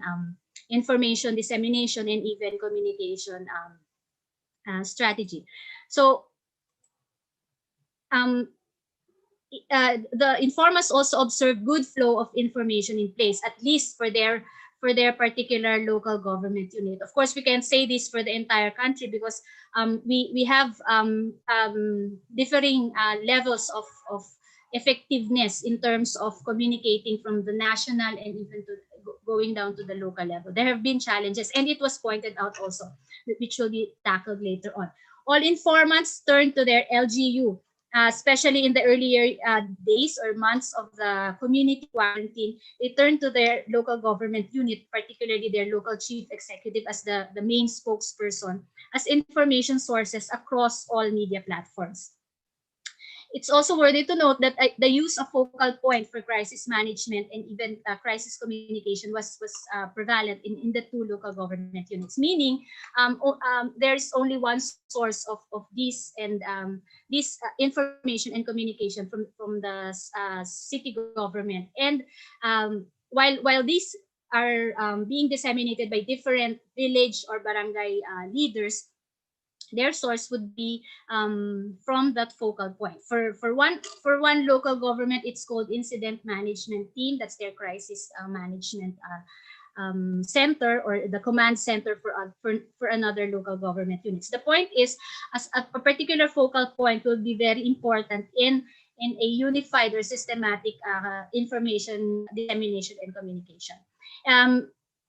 The very observable also are the proactive local government and chief executive of these 2 cities, as evidenced by different innovations that these local chief executives tried to localize the strategy from the national government and the national health department, but the innovations that they try to use or implement in their local government units have been observed as successful. So we also looked into the perception of one group of stakeholders, that's the crisis managers or the city personnel and officials. And these three are particularly they see it as contributory to the ongoing or evolving crisis management of the city. So communicating that the local government is in charge of the crisis situation is very important. And on the role of the citizen feedback, they would always part of their communication strategy would be getting and being responsive to the feedback of the public, and of course getting the assistance also of or engagement of the public and different sectors in addressing challenges in gathering case information, particularly COVID case information and misinformation. So to also address the case of misinformation, it's also with the assistance or with engaging the public and the constituents. As for the perception of the public and the stakeholders, there most of our participants are aware and generally satisfied with how the risk communication efforts are being done in the local government units. That is to say that they are also see as generally, of course not all, but generally satisfied in terms of not only the communication efforts, but the actual crisis management initiatives. So effective messaging and communication efforts towards crisis response and management were also noted. But challenges, of course, as I mentioned, occur at different levels. So at the lowest level of governance, the barangay government or village and neighborhood level, implementation of the community quarantine or communication and information on the implementation of the community quarantine has been a challenge because also of differing or relatively new and then revisions and modifications on the implementation and regulations would also be there. So of course, politics, engagement, and coordination would always be factored in as a problem in that level of governance. And also, those without access to technology would rely more on their barangay, which at that time is not, some are not well versed in appropriate and effective messaging. As for the city government, the challenge is more on how to intensify information dissemination, especially with the use of social media, as community quarantine do not allow people and even the city officials to roam around and go announcing to the public. So social media has to be, and even the traditional media has to be used. But these challenges are seen as particularly in the context of engagement of some barangays or villages and homeowners association, especially for the subdivision or bigger areas in the city. And enforcement of multiple LGU plans and even regulations has become a challenge also. In terms of or in relation to the national government, challenges occur in terms of confusion, as I mentioned earlier, arising from information given at the national and LGU levels due to unclear and inadequate national guidelines and information. The participants and research participants are very gracious in trying to give recommendations towards enhanced and integrated health risk and crisis communication. There are one in saying that these are important ways to do it. So these are some of, particularly employing more coordinated approach with barangays and sectors. So as part of the results of the study, it came up with a localized health risk and crisis communication based on what the experience of the two LGUs, and it particularly notes in messaging structure, which goes from informational, which targets awareness, instructional, which targets knowledge, influential, and institutional, which targets policy and societal changes. So it not only deals with one aspect of the phase of the crisis, but also looks into a more long-term and even post-crisis or post-pandemic situation. So the diagram plots the messaging structure in relation to the different phases or stages of research. Okay, and some of the concluding insights that we want to share is that the pandemic really is a test of leadership and governance. And in situations of heightened concern, response strategies and public perceptions are very important. Communication strategies also should be considered, and it's vital that it's perceived well by its stakeholders, as this contribute to crisis management. The four messaging structure are useful in the phases of different situations of concern, but it also the challenges are pointed out as a whole of government or whole of society approach, and an integrated communication plan or strategy needs to be institutionalized within the different plans, programs, and processes of the governments.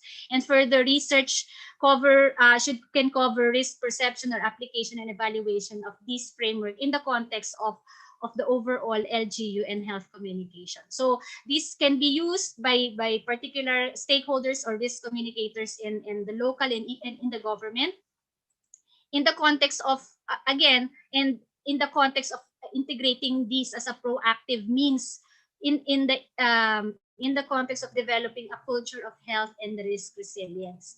So to wrap up, let me just share some insights we had in the conduct of research, particularly not necessarily on the findings, but communication in media and related technology are crucial pathways in the evolving examination of interrelationships, impacts, and implications of the global health crisis. And these demonstrated a key role in health development, governance, and crisis response, but can be still reframed, applied to crisis situations. And the conduct of research during the pandemic has provided challenges and even opportunities. So online data gathering, availability of participants, added risk in the conduct, but also maintaining rigor in the conduct of research. We are also we also have thought of exploring further novel and emerging methodologies and paradigms of doing research, and availability of many management of advancement opportunities, including collaboration, dissemination, and publication. So on behalf of our institution, the Polytechnic University of the Philippines, and the research team, Pamela Grace Muhi of the Open University System, and yours truly from the Department of Communication Research, College of Communication. Maraming salamat. Terima kasih banyak. Thank you very much. I'm sorry. No. You speak Bahasa Indonesia very well. Your pronunciation is very perfect, yeah. Okay, thank you, ma'am, for the insights. We need to learn a lot, yeah, from your presentation and from the way the local governments in those two cities you mentioned, Marikina and Pasig, yeah, on how they communicate not only the information of the pandemic, this new disease, but also on the way how the students should behave during the pandemic, and lastly on how they instruct, or giving the policy on what to do in terms of the restrictions, in terms of the regulations from the government. And you mentioned that the local government, or what we say in Bahasa Indonesia, pemerintah daerah, gitu ya, how they need to work in the local, because their governance area must have their own local characteristics, yeah. Okay, so I would invite the participants to post your questions or comments or sharing perspective based on the presentation. Okay, we have appreciation comments from Ma'am Pasumbal. Congratulations and thanks, Prof. Lala Quindoza. Yeah. For the presentation. Okay. Anyone? Bapak Ibu? If you would like to speak directly to Prof. Lala. Oh, okay. So may I call you Prof. Lala then? Yes. I use the last. Okay, Bella Lala. Yeah. Mm-hmm. Okay. If you would like to speak directly to Prof. Lala, you may raise your hand, Bapak Ibu, and I will allow you to to talk to Prof. Lala directly. Prof, do you have any comments on how to the local government should handle the misinformations? Yeah. Okay. Actually, these two LGUs also have some sort of strategy included in their communications, risk communication. But it involves one unit in their communication team to fact check or to check facts and check feedback from their constituents, because the social media post would always welcome feedback that would maybe not come, or there would it would lead to further disinformation. So there's a unit in one of the local government units, crisis management team, to check into the veracity of some of the especially complaints. So they would look into it, and then also ask the assistance of village or barangay leaders, because they would know more their constituents, the lower level of government, the barangay leaders, we call them, would know people around their area. So one way to do this information in terms of citizen feedback is checking the facts, or validation through their validation. Yes, true. And Because as we know course, that, sorry. And of course, giving information from, or disseminating information from the national government's regulations or guidelines. They have a way of the crisis. Part of the participants, or the crisis managers or the city personnel, would say that before they even post for dissemination to their constituents, they would double check, or they would participate in information sessions with the national government or specific national government agency that is, for instance, it's the social welfare department or the health department. They would participate in information session to get the particular or the not the right or accurate information before they even disseminate it to their. Yes. Okay, so it's involving many ways of communication between the government and the health education, health department, and everything. So to ensure that the information that is given to the citizens is correct, and valid. Okay, all right. So Because thank you very much. Spread out the information, they would have to check that for to avoid or prevent further confusion. Yeah, confusion, miscommunication, everything. Yeah. Okay. All right. So thank you very much for the insights from the Philippines local government in handling and communicating the risk of the COVID-19 pandemic. Prof. Lala, I hope to see you someday, sometimes, Prof, after this pandemic is over, And travel and mobility travel again, yes. Okay, all right. So thank you very much and good morning. Have a nice day. Hilda. Oh, such a great presentation by Prof. Rosabella Mendoza. Thank you so much, ma'am. Going to the next presentation will be delivered by Dr. Sheena Kaur from University Malaya with the title of presentation, The Impact of COVID-19 Pandemic on International Students Studying in Malaysia, Current Challenges and Prospect. To Mrs. Epikalna and Dr. Sheena Kaur, please take your time.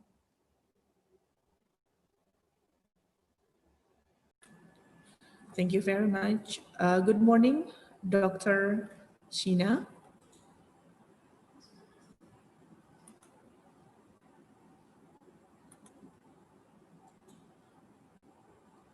Okay. Dr. Sheena, allow me to read your short bio before you begin your presentations. Okay, so Dr. Sheena Kaur graduated with a doctoral degree in applied linguistics from Manchester University, UK. Her research interests include the English language, higher education, the use of corpus linguistics in semantic and text analysis, sociolinguistics, and computer technology. She has been a reviewer for several journals, including Pertanika from University Putra Malaysia, Gema Online Journal of Language Studies from Universitas Kebangsaan Malaysia, and also Search from Taylor's College. Dr. Shina Kaur is currently the Deputy Dean of Postgraduate Studies at the Faculty of Language and Linguistics, University Malaya, Malaysia. Prof. Sina, would you kindly unmute your microphone so that we can hear you?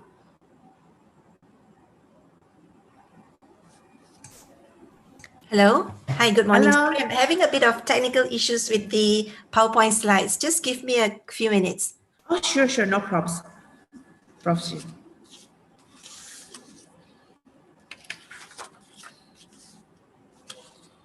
I would also like to remind the participants, should you have any questions before the presentation ends, you may type your questions in the chat box, which I will read later on, okay?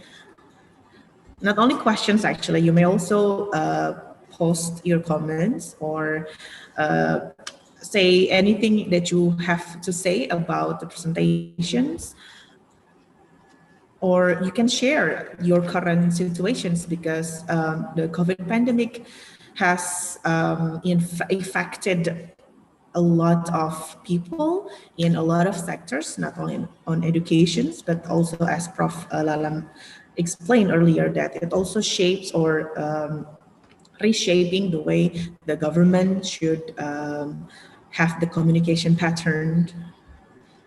It's also in economy, everything, almost everything, yeah. So we would like to give the platform for everyone, the participants, the presenters, to share their thoughts about what has COVID pandemic cost us and how should we deal with it. Because later on, previously, Prof. Rolando also mentioned about the resilience, yeah?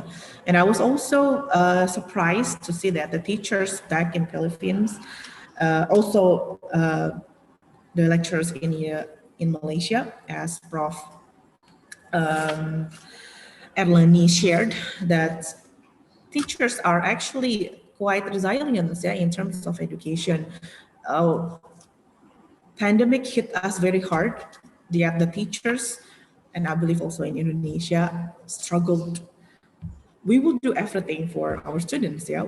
When we don't know anything about technology, we force ourselves to learn about it because we would like to give the best for our students, yeah. So I think another, like a silver lining of this pandemic is teaching us on how to survive and how to reach our optimum capacity. Okay. I think Dr. Sheena has successful in sharing her screen. Yeah. Hi. Okay. We can see it very clear, Doctor. You may start your presentation now. Thank you so much. Sorry about that technical glitch. No problem. Okay. First, good morning, everyone. And it's a real great honor to be here. Thank you very much for the kind invitation from Institute of Research and Community Services, LPPM, of Universitas Singaperbangsa, Karawang, Indonesia, to invite me to participate as a presenter in your webinar on dissemination of academic research and implementation during COVID-19 pandemic. It's a real honor for me. What I'll be reporting is part of the research grant that we have received, known as University Malaya COVID-19 Related Special Research Grant, UMC SRG 2020-2021, which was granted to us early this year in relation to the pandemic. And these are my team members. Okay. As you all know, the COVID-19 pandemic has been a big challenge for the entire world, globally, Indonesia, Malaysia, yeah, causing major disruptions to higher education. And universities face a difficult task in attracting new international students from around the world. A study early this year by QS survey on prospective international students state that 57% of undergraduate prospects agreed that the crisis had affected their study plans to study abroad. As we all know, international students are key drivers to the host country's knowledge-based economy. They play a significant role in the internationalization of higher education. That works for us here in Malaysia and as well as in your university as well. Now, just to define what we mean by international students, these are students who have crossed a national or territorial border for the purpose of education and are now enrolled outside their country of origin, according to UNESCO 2020 definition. So the welfare of these students are just as important as that of our domestic students. And the ongoing COVID-19 pandemic has indeed caused major disruptions to higher education, schools, institutes of higher learning, mainly in terms of admissions, teaching and learning, examinations, start dates, enrollment. These have greatly impacted students' decisions about their study plans, educational learning experiences, and their adaptations to crisis situations. Now, there's been literature quite a bit studied on the disruptions caused by COVID-19 in higher education. These studies have attracted several researchers to study the impact of these crises on international students across the globe. A very limited study has been conducted in Malaysia. Several studies conducted overseas have focused on one aspect of students' life, for example, accommodation or mental health issues. Some conducted quantitatively, not looking at in-depth analysis of qualitative data, right? And the studies carried out in Malaysia either focused on psychological impact of COVID-19 or dealing with health and mental health issues, yeah? Though very limited studies have been conducted on looking at international students and how they are faring during the pandemic. So the current research study, which I will be reporting now, would look at challenges faced by international students studying at higher institutions in Malaysia and solutions to address these challenges. Now, because this is an ongoing research, we have not completed the study yet, but I would like to disseminate information on the findings that we have had so far based on analysis with students and officers from the international office at both University Malaya and Xiamen University Malaysia campus. Right, yeah. Allow me to talk about the challenges faced by these students. Okay, as a preliminary finding, what we found very much would be issues in terms of academic challenges, right? If you look at the slides, issues in online teaching and learning has been reportedly appearing in our data, where students find difficulties adapting to online learning. Now, in the University of Malaya, online learning began from the 27th of April this year until the end of semester 2, which is next year, early next year. And teaching and learning are conducted fully online via e-learning and appropriate methods, yeah?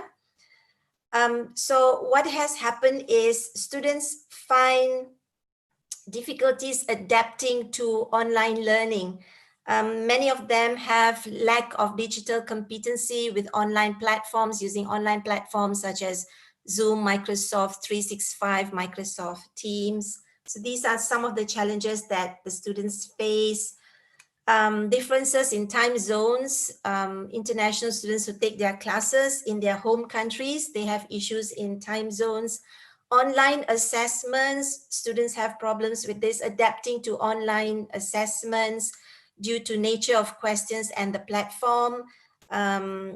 This is also in relation to not having enough strong internet connection at home to be involved in the assessments and in the exams. And due to this online platform teaching, students tend to get a lot of assignments. They say that somehow in comparison to face-to-face, they seem to have a lot more assignments. This is what the students say. And they have difficulties in managing time with huge number of submissions and deadlines. Okay, still under academic challenges, as I said, this was the major challenge faced by the students. They also mentioned several challenges which we have themed, put under the category of infrastructure and connectivity. This includes having unstable internet connection wherever they are, poor quality video and audio, and the current data plan that they have for most of these students is not sufficient to cover the progressive e-learning needs that they have. And the lack of IT equipment, software, technical difficulties of the high usage rate of online learning systems where they need to download stuff and all that. So these are some of the technical issues that they have mentioned in terms of infrastructure and connectivity. So what I'm doing now is I'm just giving you the challenges before giving the solutions of these issues. In terms of academic restrictions, we have categorized these under academic restrictions. Students have no access to faculty facilities such as resource rooms, library, and computer rooms. They find this a big challenge. The change in semester duration and calendar, they need to adapt and to adjust to the semester time. Restrictions on attending conference and seminars, rather, they are unable to attend conferences, seminars where they used to. Postponement, cancellation of all student exchange activities and mobility programs. This to some extent have affected them. Okay, we move on now to the next big challenge, which were mentioned in the data in terms of financial challenges. Issues related to finance, we have grouped them under this category. Loss of financial sources and scholarship awards, family income, and loss of their own part-time job opportunities to finance their own study. Increased costs, this is also a big challenge for them. They mentioned increase of flight fares due to reduced number of flights, and that they have to pay certain expenses that they did not used to due to family members' unemployment. So they had to compromise as well. And then they need to pay costs of their own mandatory quarantine. So these are some of the increased costs that students have identified in the data. We next talk about social challenges in terms of movement restrictions. We have information such as travel bans. These are some of the movement restrictions they have mentioned. Struggles to find flights to their respective home countries, and restrictive movement in both off-campus and on-campus residential areas. They also report of daily life struggles. Many of them list homesickness as a common challenge for international students, well, at all times, and what more during the crisis and the pandemic. Very much affected March, April, May, June. These were the lockdown times, the MCO in Malaysia. And during this lockdown, the feeling was so intense, they were not even able to interact with classmates face-to-face, and they were normally usually at home in the campus or off-campus accommodation. The problem in building social connectivity, being away from home with the family, and being away from their country. as well as daily necessities in short supply, where they were not able to go out and buy stuff for themselves. Okay, we move on to the administrative challenges which were mentioned by the students. These include visa issues. Now, these are problems due to the closure of the unit itself for that period during the pandemic, inavailability of services on the counter, procedural problems in submitting documents for visa renewal, extension at counter, and even online, and some kind of inconsistency in terms of immigration procedures for independent and dependent passes. These were some of the challenges mentioned by the students. Lack of access to administrative services. This was mainly because some of the administrative staff were not working on site. Now I'm referring to the early stages of the lockdown when the country was on lockdown during the MCO period. Yeah, and some of them faced language barrier due to information and messages that were in the national language. Although we do have information in English now, very much all the information is provided in English for the international students. Yeah. Now, some of these solutions were mentioned by the students themselves and also the stakeholders. Allow me to give you a little bit of background. We interviewed for the purpose of the study. We have a lot more students we plan to interview, but for now, the findings is based on 20 students from both Malaysia, and Xiamen University.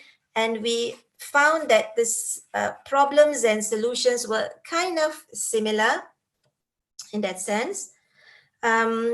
Yeah, before I go to the solution, I need to say that in terms of the social challenges that the students face, the main daily struggle was to do with depression and mental stability. The situation of being left alone without human interaction for them that caused health issues for them, you know, and things like being away from family, as I mentioned just now. Yeah, so they have come up with some solutions, the students and also the stakeholders we interviewed, who were officers from the international office, both in Xiamen University and in UM. In UM, in particular, it was the International Student Center whom we interviewed because these officers deal with international students. So in terms of academic challenges, I mentioned several academic challenges just now. So some of the solutions provided were providing training and orientation for students on the use of digital platforms.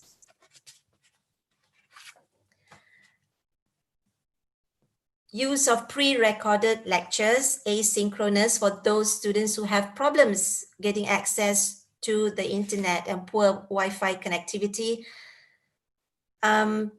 Providing IT equipment and data packages for students. Delivery of some physical resources to students. This is in relation to providing IT equipment, promoting more online conferences and webinars, providing selected groups of students having access to campus. One interesting point mentioned was improving the alternative assessments, taking into consideration that it doesn't mean that when students attend classes, this I'm quoting from one of the students, it doesn't mean that when students attend classes from home, so they have a lot more free time. As we notice, double and triple workload on some of the subjects is what they said from both universities. Yeah. Okay. In terms of financial issues, some of the solutions mentioned by the students, a lot of them here mentioned by the students, allocation of funds for emergency or crisis, because some of them, when they needed to go back, they didn't have enough money to buy their flight tickets. Offering semester deferment and postponement options. These are being done by the universities, and also a suggestion to reduce tuition fees or having them paid in installation. Social challenges that were mentioned by the students and also some of the stakeholders were to allow on-campus physical activities with strict SOPs, to organize, in relation to this, to organize few events and activities that promote interaction between students, allowing on-campus physical activities, providing better consultation and mental health support for these students, and forming country-based student association to support their members. The University Malaya has these. So we look at the administrative solutions in terms of administrative challenges, administrative staff work on site on a rotation basis to provide instant and speedy responses. Yes, the universities are doing this. Providing information in English, and this is also being provided. Creating a university online COVID-19 service center that must have a central repository of all SOPs, crisis management, and task force operations. These are also being done, but these are solutions that have come up from the students' data and also the stakeholders. Yeah, so that brings us to the conclusion, right? It can be concluded that academic challenges, issues of social isolation that were brought up by these international students, financial difficulties and administrative challenges are the main barriers for international students studying in Malaysia. A nagging question though, will the adoption of online learning continue to persist post-pandemic?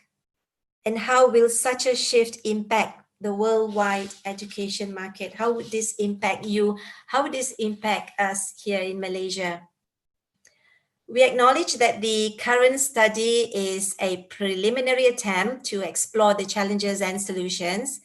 And we've used this platform to share the information that we have as part of the research grant that we have gotten from the University of Malaya. So therefore, further work is required in order to propose more detailed, workable solutions regarding the administrative, educational, social, and financial challenges. And I believe some of these challenges that were mentioned just now are also similar to what you are experiencing in Indonesia and globally as well. Yeah, so we believe that with initiatives that would encourage international students to be safe and to remain to study in Malaysia, we believe that through initiatives and looking into the challenges that they are facing, we can attract a higher number, or we at least can make the country an attractive place for international students. And with this, I end my presentation. And once again, I would like to thank the organizers for having us here in your platform to share our findings from the University Malaya COVID-19 related special research grant that was awarded to the team. Thank you so much. It is our pleasure to have you in our webinar, Dr. Sheena. And personally speaking, I am much related to the story because I was an international student at your university, actually. I studied in University of Faculty of Education. Oh, okay. Yeah, I was working back in 2010, though. I was working under Prof. Moses and Prof. Fatima at that time. Okay. And yeah, as you mentioned that one of what I felt back then in 2010 is that being an international student in a such huge university such as University of Malaya, the opportunity for me to explore was very important. So I could explore both things around the campus, the facilities, the books in the libraries and everything, and also exploring the city. And when those access shut down, yeah, it will have a huge impact, especially mental effect. Yeah. So yeah, listening to your presentation, I was imagining myself, I was in that position. Oh, it must be very difficult indeed. Yeah. And for the university as well, yeah? Okay, so I invite the participants to either type your comments or questions in the chat box or post your question directly to Dr. Sheena. Maybe some of the participants would like to share their experiences as well, because it would really help the project members to also see whether these are in line, what we have is in line with what you are experiencing. Perhaps you may have some other information, challenges, or solutions that you'd like to share with us. That would be really greatly appreciated. Yeah. Okay, Doctor, we have one. This is from Vicky Monikasari. This is a question, Doctor. So what is the possible way for international students who want to study abroad in Malaysia, addressing also to the government? The possible way for international students who want to study abroad in Malaysia, who would like to study in Malaysia, addressing also to the government. For international students who would like to study in Malaysia? Yes, I'm studying in Malaysia, and I'm from China. I'm an international student. Okay. Oh. All right. You are studying in Malaysia. Which university? University of Malaya. Okay. Hi. It seems like we gather here, yeah? Yeah. Virtually. Okay. Virtually, yeah. Yes. Yes, ma'am. Yes. Vicky? You'd like to repeat your question, Jing Yi? Yes. Sorry? Would you like to repeat your question so I have a better idea? Sorry, could you repeat your question? Could you repeat your question, Jing Yi? Oh, sorry, Dr. Sheena, is this, the question was from another person, not from Jing Yi. Not from me, sorry. Worries. Okay, so the question is from Vicky Monikasari. Okay. So the question is, what is the possible way for international students who would like to study in Malaysia, addressing to the government? Oh, perhaps. Okay, wait.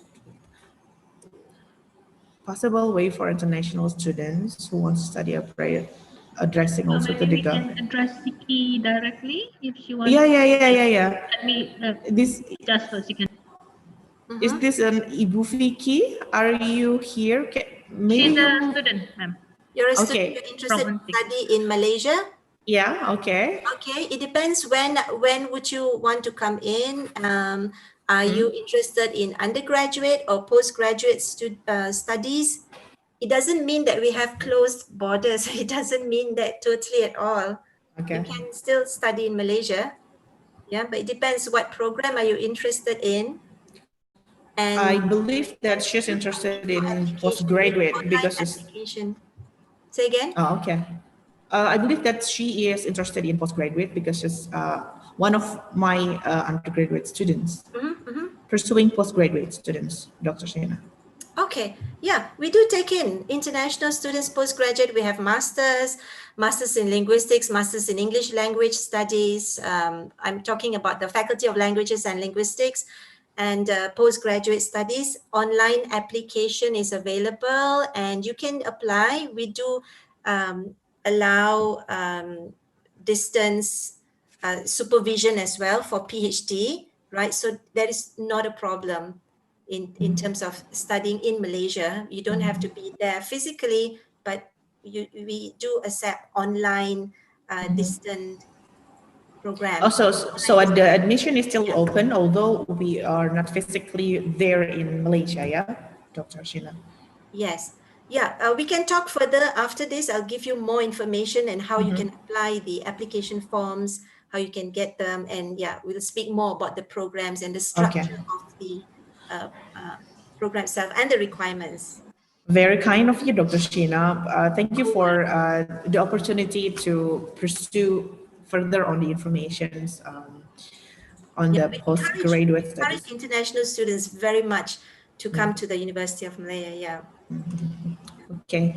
And also, maybe some of the participants would like to talk to you directly after the sessions about their findings on this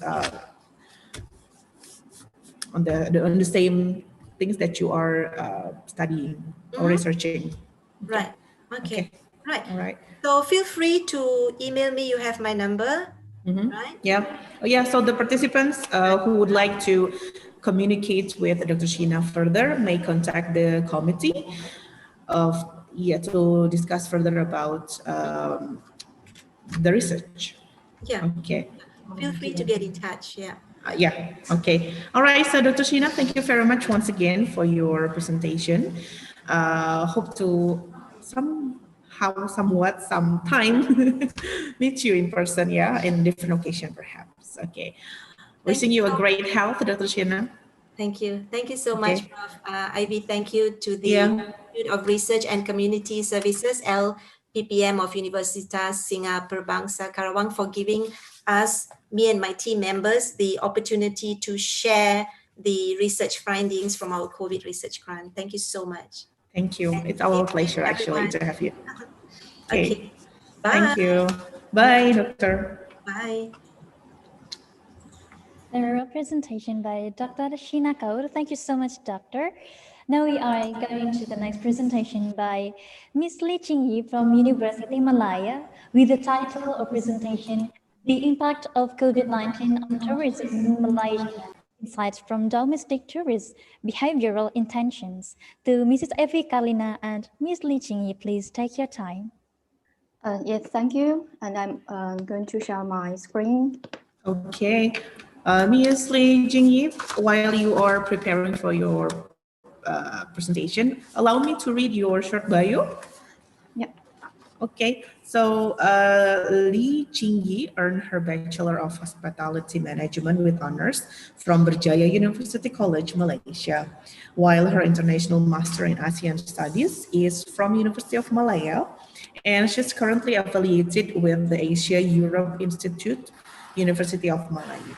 Okay. Ma'am, are you ready for your presentation then? Yeah, so can you see my screen now? We can see it actually. Oh, okay, Thank okay, you. Thank you, Okay, madam. so the time is yours.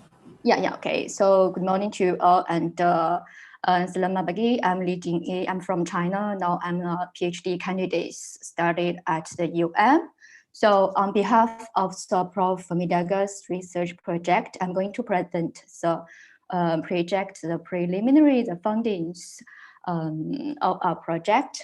And this is our team's Prof. Midaga's is from and Dr. Hanin, Dr. Lim is from the UMS. Sorry. Okay, this is my content. So for introduction, I start with the quote from Mr. Zumba.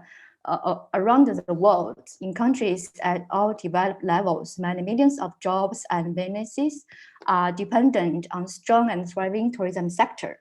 Tourism has also been a driving force in protecting natural and cultural heritage, preserving them for future generations to enjoy. So what is tourism? According to the WTO, tourism is social, cultural, and economic phenomenon which entices the movement of people to countries or places outside their Euro environment for the multi-purpose. So the tourism has to do with their activities, some of which involve tourism expenditure. There are three basic forms of tourism: domestic tourism, inbound tourism, and outbound tourism. So in terms of the domestic tourism, it means the activities of the resident visitors within the country of reference, neither as a part of domestic tourism trip or a part of the outbound tourism trip. So you can see these figures in last year, in the last 5 years. 1 in 4 of all net new jobs were created by tourism industry, and it contributed around 10% GDP to the global economy. But for this year, because of the pandemic, the tourism jobs was decreased 31% and decreased 13% to the tourism GDP. So this is called 5 times impact of the 2008 global financial crisis, and for unemployment, it increased around 3%. So these figures show that international arrivals in the world and in Malaysia, we can see in April, it experienced a sharp down on the international tourist arrivals. So we can, from these figures on this table, it shows as for tourist arrivals, it decreased around almost the 80%, and for the tourist expenditure decreased around 80%, and for the per capita expenditure it decreased almost 11%. So it highlights the impact of the COVID-19 on the tourism industry in Malaysia. The pandemic of COVID-19 had a tremendous impact on Malaysia tourism industry, including the accommodation, retail trade, travel agency, food, beverage, passenger transport, culture, sports, and the recreational sectors. We can see from the cost a huge revenue loss, and the employment is decreased. But as for the retail trade, because the trip for the purpose of shopping is limited due to the MCO, but we still can shopping online. And for the travel agency, it faces the potential liability of around 500 million ringgit from the customer seeking the compensation. And for the food beverage, during the MCO, we still can order the food online. And for the passengers transport, it costs the huge loss in revenue for the cultural, sports, and recreational, because of the restriction on the movement. So these industries and activities are required to shut down temporarily. As for the Malaysia, we can see until from the January 22nd and to the December 13th, it already caused 82,000 confirmed case in Malaysia. Sabah, Selangor, Kuala Lumpur ranked highest. And for the travel restriction, the passengers were not allowed to enter Malaysia except the Malaysian nationals, permanent residents, work pass, and the Malaysia My Second Home permit holders. So the 10 days quarantine is decided centers on arrival. And for the reciprocal green lane and periodic commuting, the arrangement with Singapore already opened in the August 17th. So this is our research. My problem statement is very simple, because COVID-19, it could create the the tension between the basic tourist needs and the reception among the tourists. And its research gap is because the length of understanding on the impact of the COVID-19 pandemic on tourist travel intention in Malaysia. So our study will contribute in 3 points. The first is we'll examine critically previous research on tourism reception and we'll develop research questions. The study will also propose a new conceptual framework combine the tourism risk perception with its theory planned behavior. And last one is we'll examine the relationship between the main construct in the research model. So for the theory of the planned behavior, it is TPP poses that a person's intention to promote a behavior is determined by its attitude, subject norm, and perceived behavior control. In the TPP, the relationship between the beliefs, behavior, intention would be intervened by the 3 mediators, which are attitude, subject norm, and perceived behavior control. So in this study, behavior intention, all the travel intention will be regarded as a potential Malaysia tourist anticipation of the future domestic tourism in Malaysia for leisure or vacation purpose. So As for the researchers, they have attempted to include additional variables in the TBP to increase its explanatory power for the more accurate the prediction of the tourist behavior, such as the risk-related variables. So the second theory is tourism risk perception. It is a kind of the subject assessment towards tourism security can directly impact on the tourist purchase intention. And individual tourism risk perception is influenced by the by the demographic variables such as age, gender, income level, and so on. And based on the previous researchers, tourism scholars have widely discussed the relationship between the perceived risk and the tourist behavior since the last century. The health risks such as SARS, H1N1, and Ebola has been proven to impact the tourism economy and tourist behavior intention. In terms of COVID-19, it's necessary to explain the relationship between the COVID-19 risk perception and the tourist travel intention. Therefore, the risk perception theory is essential to be applied in the tourism field during this time. So the third model is the multidimensional risk model, which is called trade risk model from the Fair Studies in 2016. So according to their research, they think the risk perception can be typed into three dimensions, including deliberative, affective, and experiential risk perception. And combine these theories, I produced the proposed conceptual model, which modified the TBP and the trade risk and the trade risk models. So deliberates the question and hypothesis. Hypothesis one will be the attitude, subject norm, and perceived behavior control would influence the travel intention during this time, and risk perception will influence would influence the travel intention during this time, and risk perception would influence the attitude, subject norm, and perceived behavior control during this time. And next is the relationship between the risk perception and travel intention would be mediated by the attitude, subject norm, and perceived behavior control. Last one would be that there would have the differences between domestic tourist travel intention between the pre-COVID-19 and during the COVID-19. Here is how I measure these variables.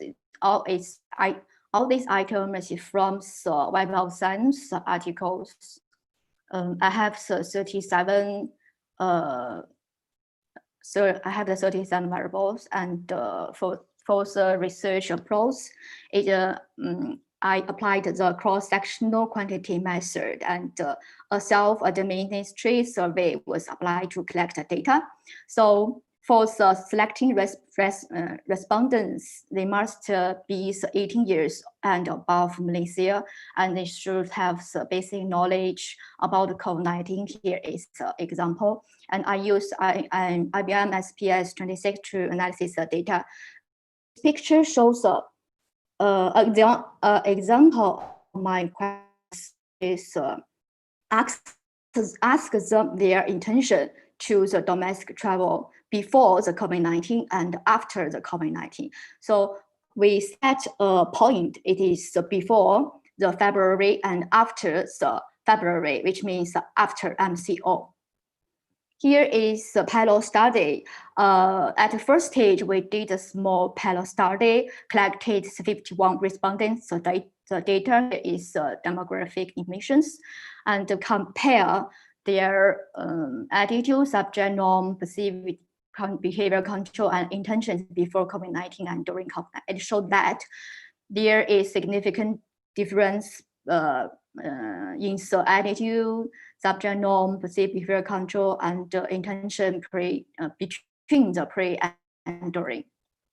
So for the conclusion, this survey is from the Tourism Malaysia, and it shows that provide some strategies to the tourism industries, and hope from these surveys tourism industry can recover their hotels and so on. So as for what Malaysia government do, sorry, yes, you can see here is intensive to the business. Malaysia's economy stimulus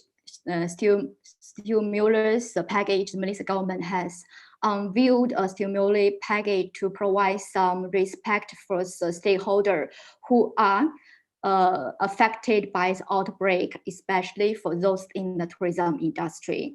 So as for the tax incentives, restructuring of the loans and postponement of the repayments to the banks will help easing the cash flow of some Malaysia tourism industry players to curb the potential rising unemployment. A wage subsidy program has been introduced, and subsidies 600 ringgit per month for each retained employee for a maximum of 3 months. Besides, the tourism frontliners have being offered a one-off payment of 600 ringgit and 500 ringgit respectively to offset the significant decline in their daily incomes. The revised stimulus packages also acknowledged the potential loss of employment and unemployment issues by providing the financial assistance of 600 ringgit each month for a maximum of 6 months for those who are forced to take the unpaid leave. On top of that, unemployed workers with salaries under 4,000 ringgit a month have also been allowed to claim from the employee insurance system under the Social Security Organization. So in light of these incentives, Visiting Malaysia 2020 is now turning to the domestic tourism to offset the fall in the international arrivals. To boost the domestic tourism, several measures such as personal income tax relief up to 1,000 ringgit for domestic tourism and digital vouchers valued up to 100 ringgit per person for the domestic flights, rail travel, and the hotel accommodation have been offered. We can see the photo on the right. A recovery plan to review the pandemic hit tourism industry in Malaysia has been revealed by the Tourism, Arts and Culture Ministry. Its minister said the plan would involve restoring confidence in travel, reviewing the domestic and maximizing current resources. The programs will focus on the collaborations and partnerships with airline companies, tourism-related agencies and companies, as well as collaborations with an NGO such as the Malaysia Association of the Hotel and the Malaysia Budget Hotel Association, including the giving the vouchers, discounts, and cash rebates that will bring the direct impact to the domestic travelers. So the ministry initiative came following the announcement of the Green Travel Bubble to boost domestic tourism. Under the Travel Bubble program, people from the green zones can travel to other zones marked green. And just in terms for the standard operation procedures issued by the National Security Council, encourage the travelers to make travel arrangements through licensed travel agency and guides registered with MOTAC. This is because licensed travel companies would be arranged for the movement permit directly with the policy on behalf of the travelers. The announcement was a good news for the local tourism players. And the left photo, it shows the safety stamp from the WTTC. So the WTTC, alongside the members, governments, health experts, and other industry associations are working together to achieve effective recovery protocols by developing meaningful action plans to optimize sector-wide recovery efforts. The part of the protocols including providing the public and provide sectors with insight and toolkits for interaction and implementation to ensure that people are and feel safe. Here I want to show a small, very quick video.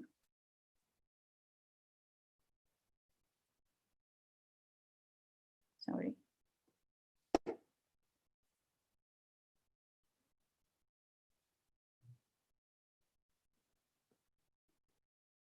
I think it's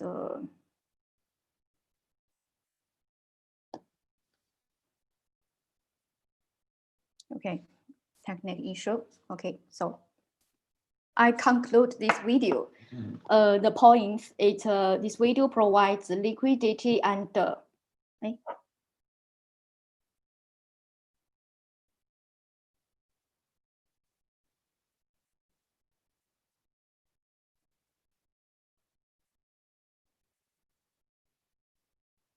okay, never mind. So I conclude this video, the point from the WTO, which provides liquidity and protect jobs, recovery confidence through safety and security. Public provide collaborations for efficient reopening and open orders with responsibility.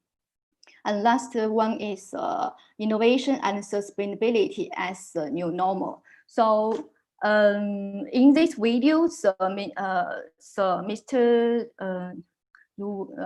Rambam said, so trust is a new currency. In my opinion, I think this code is can be applied to every industry, not only the tourism industry.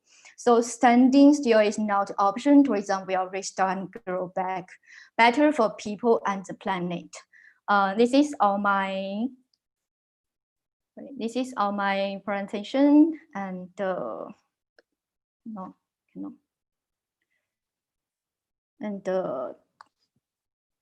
thank you, terima kasih. Happy New Year. Back to you, MC. Thank you very much, Ms. Jingyi, for giving us insight on another area which is affected by the COVID pandemic, which is tourism. Yeah, and I believe that some of the participants also would like to share their opinions or insights on this matter, on the effect of the pandemic to the tourism. Yeah, because of the governments also, both, I think the governments are around the globe giving stimulus package, yeah, for the tourism, hotels, planes, and while maintaining the protocols in order to control the spread of the virus and control the health of the people who are traveling, yeah? Yes. Okay. So I invite the participants to say a word or two words about anything related to tourism or anything related to the presentation earlier. So, Ms. Jingyi, yes. How do you see yourself from your experience and from your knowledge? How do you see the prospects of tourism in Malaysia, at least in the next year? Will people be encouraged to travel within Malaysia and outside Malaysia? Yes, yes, because for now, Malaysia is still are not alone so foreigners' income. So it's already cancelled visit tourism 2020. Yeah. So Malaysia government, yes, so Malaysia government focus on the domestic tourism. Plays a significant role for a country, including Malaysia. And I think it is a lot of potential for the domestic that needs to be tapped So due to the outbreaks, the pandemic, ongoing effort to promote the tourism should be made in particular in this area. I think the next plan is also focused on the domestic tourism. I think every country will do that, right? Yeah. So it's time for the domestic tourism attractions to to have more explored by the citizens. Yeah. Okay. Yeah. So thank you very much once again, Ms. Jingyi, for sharing the information from the tourism perspective. Happy New Year to you too, by the way. Selamat pagi, thank you. Thank you so much for Ms. Li Qingyi for your great presentation. Well, the next presentation is coming from Professor Dr. Raymond Hui from University Malaya with the title of presentation, Quantum Plasmonics Enhancement of Current Anti-Stokes Raman Scattering of a Spherical Particle by a Metallic Particle for Sensitive Detection of COVID-19 Virus. To Mrs. Evi Kalina and Professor Dr. Raymond Hui, please take your time. Hello.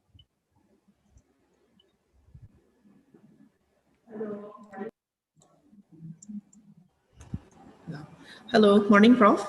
Good morning. How are you, Prof? Yeah, we can hear you, and we are now looking at your presentation slides. But before you begin your presentation, please allow me to read your short bio. Yes. Yeah, okay. So Professor Dr. Raymond Hui obtained a PhD from Universitas Konstanz, Germany in quantum optics and laser cooling of molecules. In 2003 to 2006, he worked with Professor Marlon Scully at Texas A&M University on nonlinear optical quantum coherence and laser interactions techniques. During this period, he was a regular visiting scientist at Princeton University and Max Planck Institute for Quantum Optics. He was a research professor in Korea Advanced Institute of Science and Technology and assistant professor at Korea University, where he worked on intense laser matter interactions. He then returned to join University Malaya and started the Quantum and Laser Science Research Group, where he developed a femtosecond laser optics lab under the support of High Impact Research Grant. His research has produced more than 110 ISI papers, which is mostly in Q1 journals, including 3 Nature scientific reports and 2 physical review letters covering various aspects of quantum optics, nonlinear optics, and spectroscopy, intense laser interactions, photonic structures, laser cooling, and Bose-Einstein condensates. He served as the chief editor for the journal Physics Malaysia, editorial member for Central European Journal of Physics, and the Academy of Sciences Malaysia Science Journal. In 2013, he was awarded the Malaysian Toray Science Foundation Science and Technology Award. He was elected a Fellow of the Academy of Sciences Malaysia in 2015, which carries the title FASC, and has since actively contributed to scientific issues of national interest. In 2018, Prof. Raymond initiated the first international conference on quantum and nonlinear optics, also known as QNO 2018, in Kuala Lumpur. Currently, he is leading a program on research and development of quantum communication technology. Prof. Raymond, we are more than ready to listen to your presentation. Okay, thank you very much for the... My pleasure. The time is yours, Prof. Okay. So my talk will be a bit more technical, but it will still be connected with the COVID-19 pandemic. Basically using spectroscopy to detect virus. This method would be very convenient and very fast. However, the technology is still not widely being developed yet, and we are still studying this from the experimental and theoretical aspect. So let me share the full screen. Okay, so this is some of the pictures of University Malaya, and this our Department of Physics, and this our management building. This is beside a nice lake. We also have a Museum of Asian Arts, and also there is one Rimba Ilmu. Okay, this is the outline. We'll first introduce some existing works on surface plasmon resonance. I'm not sure whether, I hope everyone can see the full screen. Is there anything blocking?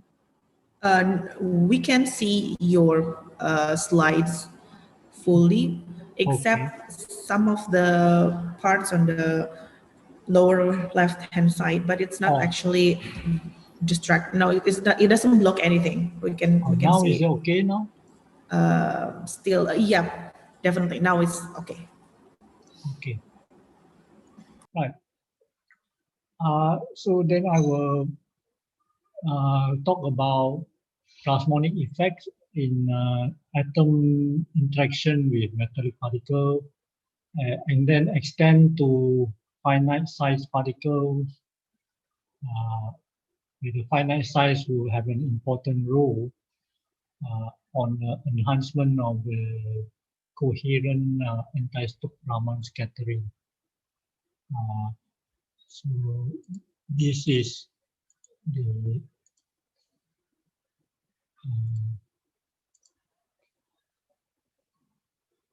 first. I would like to share some promotion of my research group, our quantum and laser science group. This is the website. Currently, we have 2 research projects supported by the government. It's on quantum nonlinear optics, and another one is the quantum communication with quantum memory, basically to develop secure encryption for quantum cryptography. And we have a quantum lab, which is equipped with femtosecond lasers and optics, high resolution spectrometers, and intensified CCD, in addition to some workstations and proton counters. So we are looking for postgraduate students in these 2 projects with these remunerations and with CGPA more than 3.0, and with these values, able to commit, hardworking, enthusiastic, and so on. Okay. So let me start by introducing the surface plasmon resonance. This is actually, this is the main effect of the presence of metallic particles. When we have metallic particles, the metal will enhance the electric field of light around it. So the signal of a nearby molecule can be enhanced.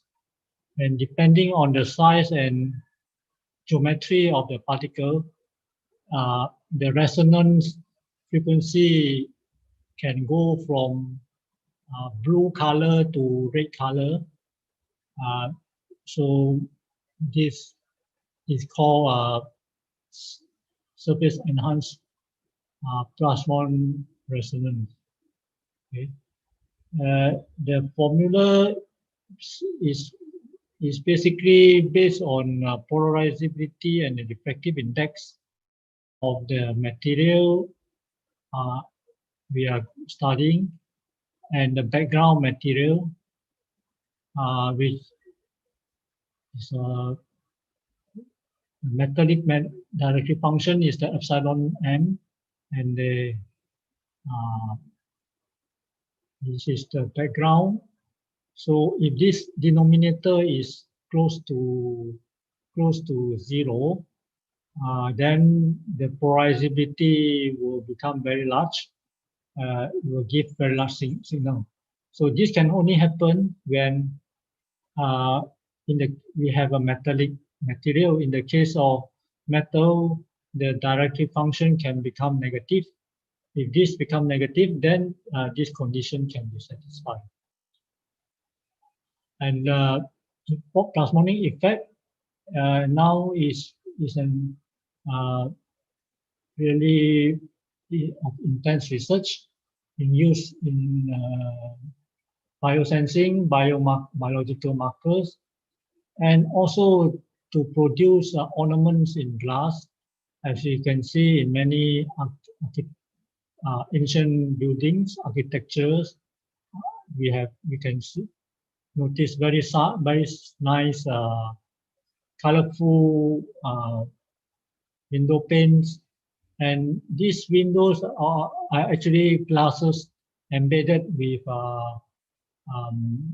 nano particles, metallic particles, very small metallic particles with various sizes.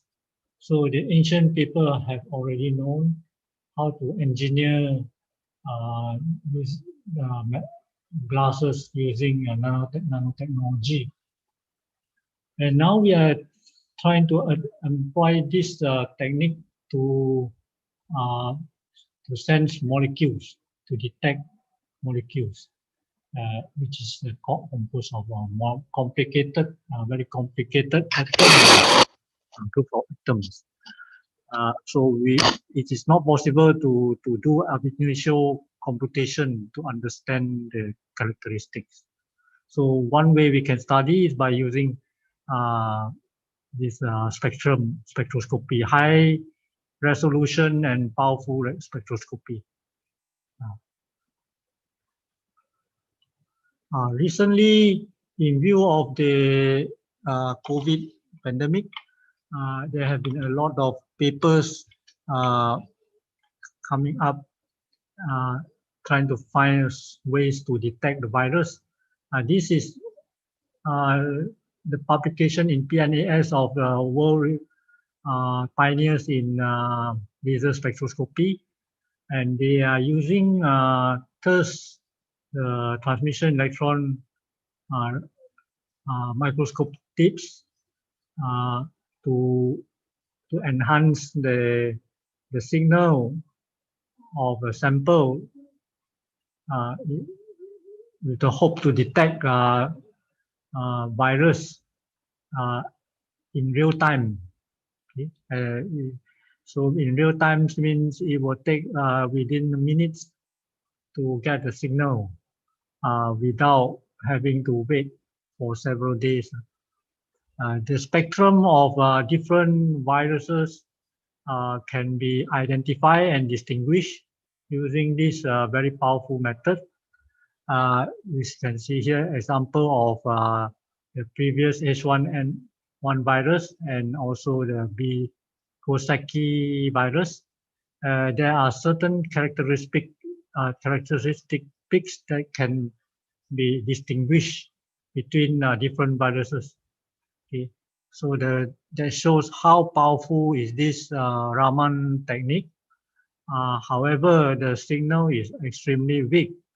So we need to use some novel techniques called faster cars to enhance the signal to a large level such that it's possible to detect single virus.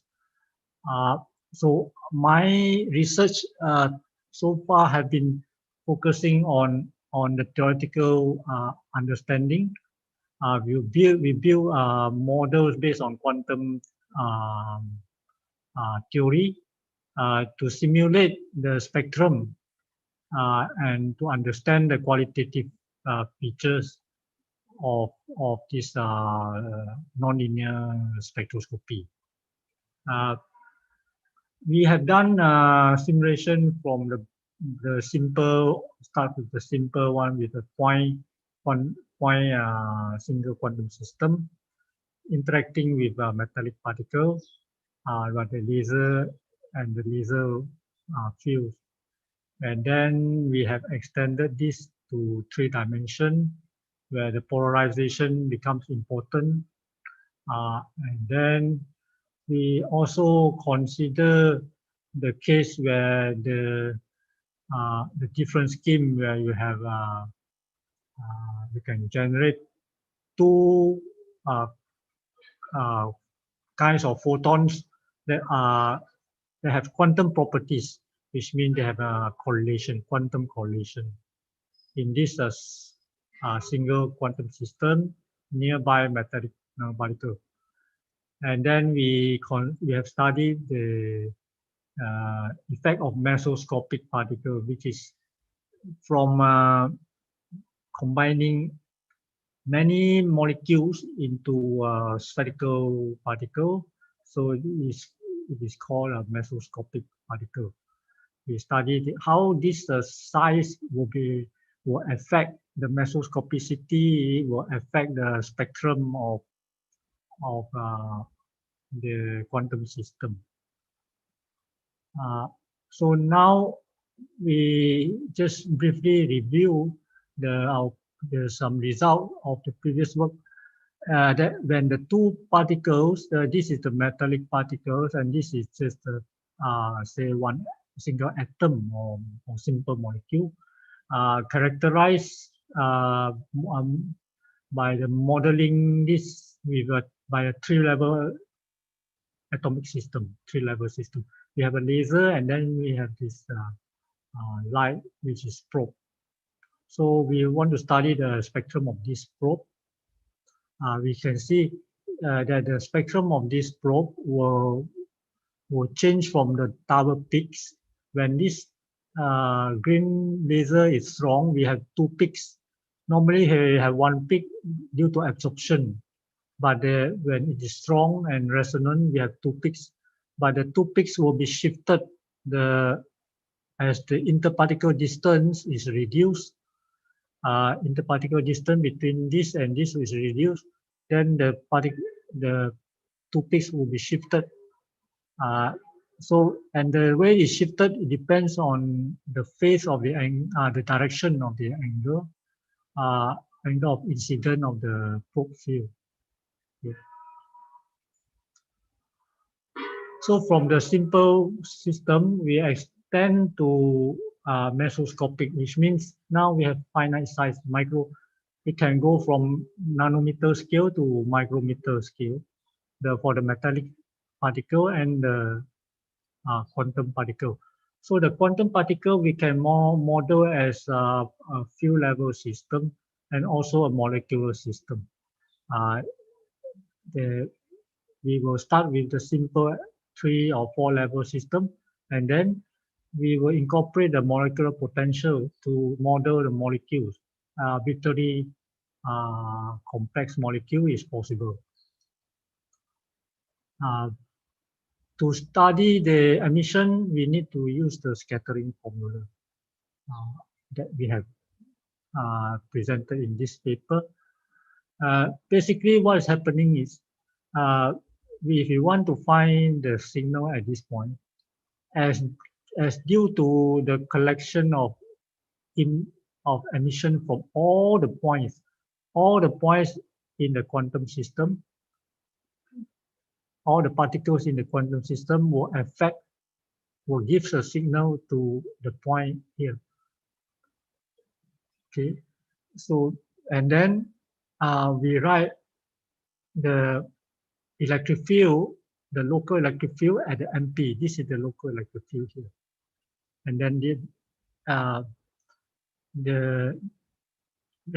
the input is due to the density of the quantum system. So this model is fully quantum.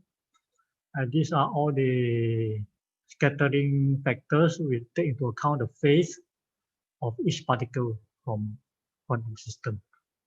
So in reverse, if we can also find the local field of the quantum system at this position as due to collection of all contribution of the points from the metallic particle. So we have this formula which is coupled to the previous formula, and then we can find the full effect of the field at any point of the quantum system.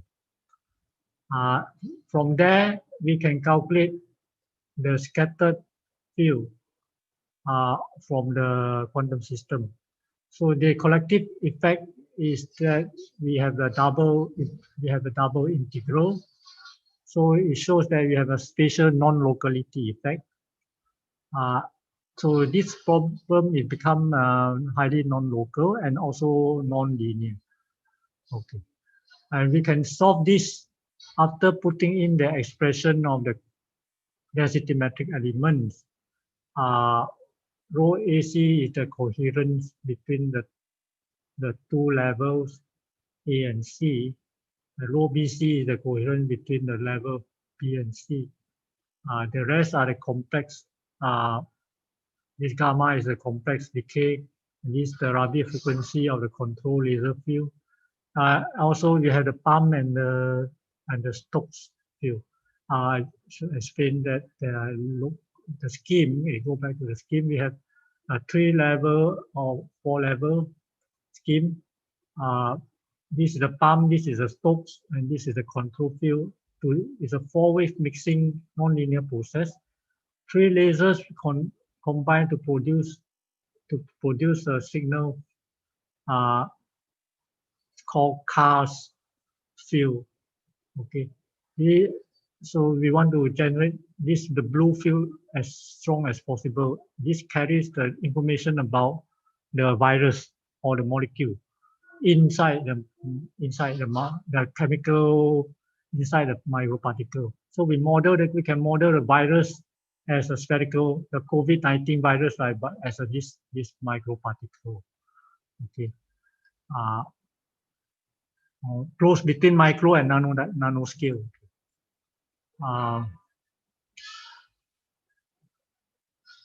So after putting all the equations together, we have to solve it.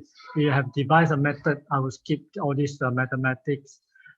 It shows that we have found a way to solve using the by identifying that this equation is a Fredholm or so-called Riemann-Schwinger equation. So we found a way to solve this integral and nonlinear equation. So the result here, we have provided the spectrum of the metallic particle. MP is the metallic particle. QS is the spectrum of the Carr's coherent anti-Stokes Raman scattering for the quantum system. Versus the interparticle D is the interparticle distance. If the distance is increased, then the signal also drops. This is expected. However, we are looking for some interesting features. In this case, the field is not at plasmonic resonance, so the spectrum is there's not much interesting features. However, when you go to plasmonic resonance, then the intensity of the field will be increased significantly. In addition, we have this oscillation with respect to interparticle distance. Also, we plot the case of when we have a stronger field, then the spectrum will also change, and the plasmonic resonance will increase significantly. In the case when we have larger particles. This is a smaller particle going medium size and a larger particle. So the small particle has little effect, but the bigger particle will have this resonant effect more strongly. Then we also plot versus the size of the particle. So we assume the two particles are the same size in the nanometers or around micrometer, 1 micrometer range. And you can see here the oscillation. These oscillations are due to the whispering gallery. So at some radius, we have low signal. At some radius, we have a high signal. So it's almost periodic. So we can make use of this knowledge to design the bright laser field and the right and expect which size particle will lead to strong signal. Okay. So these are the main features. So now we connect the model, the qualitative understanding of the plasmonic enhancement to real molecules. Means we can model the field level system atomic model with a molecular theory, so that we can get a more meaningful spectrum. To do this, I refer to our previous work on Raman spectroscopy. This is the third order polarization cast, and the model can simulate electric field of from a laser pulse with arbitrary width and spectrum. So you have 3 laser pulses and combine to generate the cast signal. We start with the third order susceptibility, and then we employ the standard approximation, the Born-Oppenheimer approximation, assume the potential to be harmonic, and then assume the Condon approximation, the two potential coincide at the bottom, and then we convert this into integration. Then we can rewrite this susceptibility in terms of Fourier transform of the absorption spectrum. So if we know the absorption spectrum, which is I, we work backward. This we can get this Fourier transform is the F, and then the half Fourier transform is the function phi. And this function phi, or this function phi, displaced function phi, is related, is actually giving us the third order susceptibility. So we can compute the cast spectrum if you know the absorption spectrum and all the coupling strength and also the vibrational resonance frequencies. So this, by modeling this absorption spectrum with these vibrational modes and the laser pulses, we can simulate the bottom panel. All these are the spectrum of the complex molecules. So if we know this for the COVID-19 case, we can simulate the spectrum of the COVID-19 spectrum. So we can serve as a fingerprint for the virus. Okay. All right. So to conclude, we have developed theory to compute the local cast field and the absorption power spectrum of spherical quantum system and a metallic particle with finite size. This mesoscopic size can deform the spectral peaks, and also it will give a dip called funnel dip. That's very sensitive to the size and space and the interparticle spacing between the quantum system and the metallic particle. At plasmonic resonance, we can see very large absorption peak and also very small absorption peak. So this will help us to understand the spectrum better in terms of the signal that we obtain. The oscillation of the signal will depend on the particle radius, and this is compatible with the whispering gallery effect. And also, it will depend on the interparticle distance, which we term as a cavity resonance effect, because the two particles close together creates a kind of cavity, and this cavity at certain resonance distance, it will give very high signal. So this work, theoretical and computational work, can be further into experimental demonstration for realistic size particle with plasmonic resonance. It will be applicable to detect COVID-19 virus, which incorporates complex molecules. Thank you so much for your attention. If there's any question, I'm glad to answer, and look forward to any collaboration. Yeah. Thank you. Okay, thank you very much, Prof.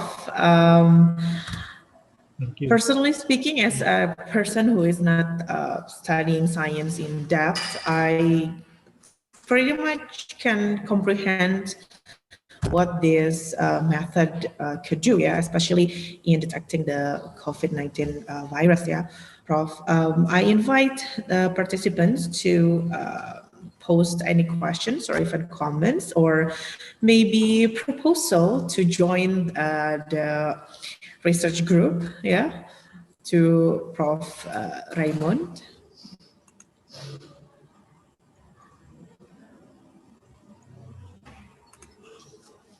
Prof, I'm very sorry if my question sounds very silly to you, but what do you think will be the, how is it called, cost, or what it will take to apply the CARS method in detecting COVID-19 virus or any other thing? The cost involved to develop this technology. Yeah. Or risk, maybe, yeah. Okay. Yes. It's using based on spectroscopy. The model that I have used is we need to put in the lasers, ultra fast lasers or short laser pulses, but that is only for experiment. This is a theoretical simulation. Another a practical way to make it is to use the less expensive, longer pulse lasers. These longer pulse lasers will be more accessible to many people, more people, more institutions. It's cheaper. So you can incorporate this into the microscope. Then we have this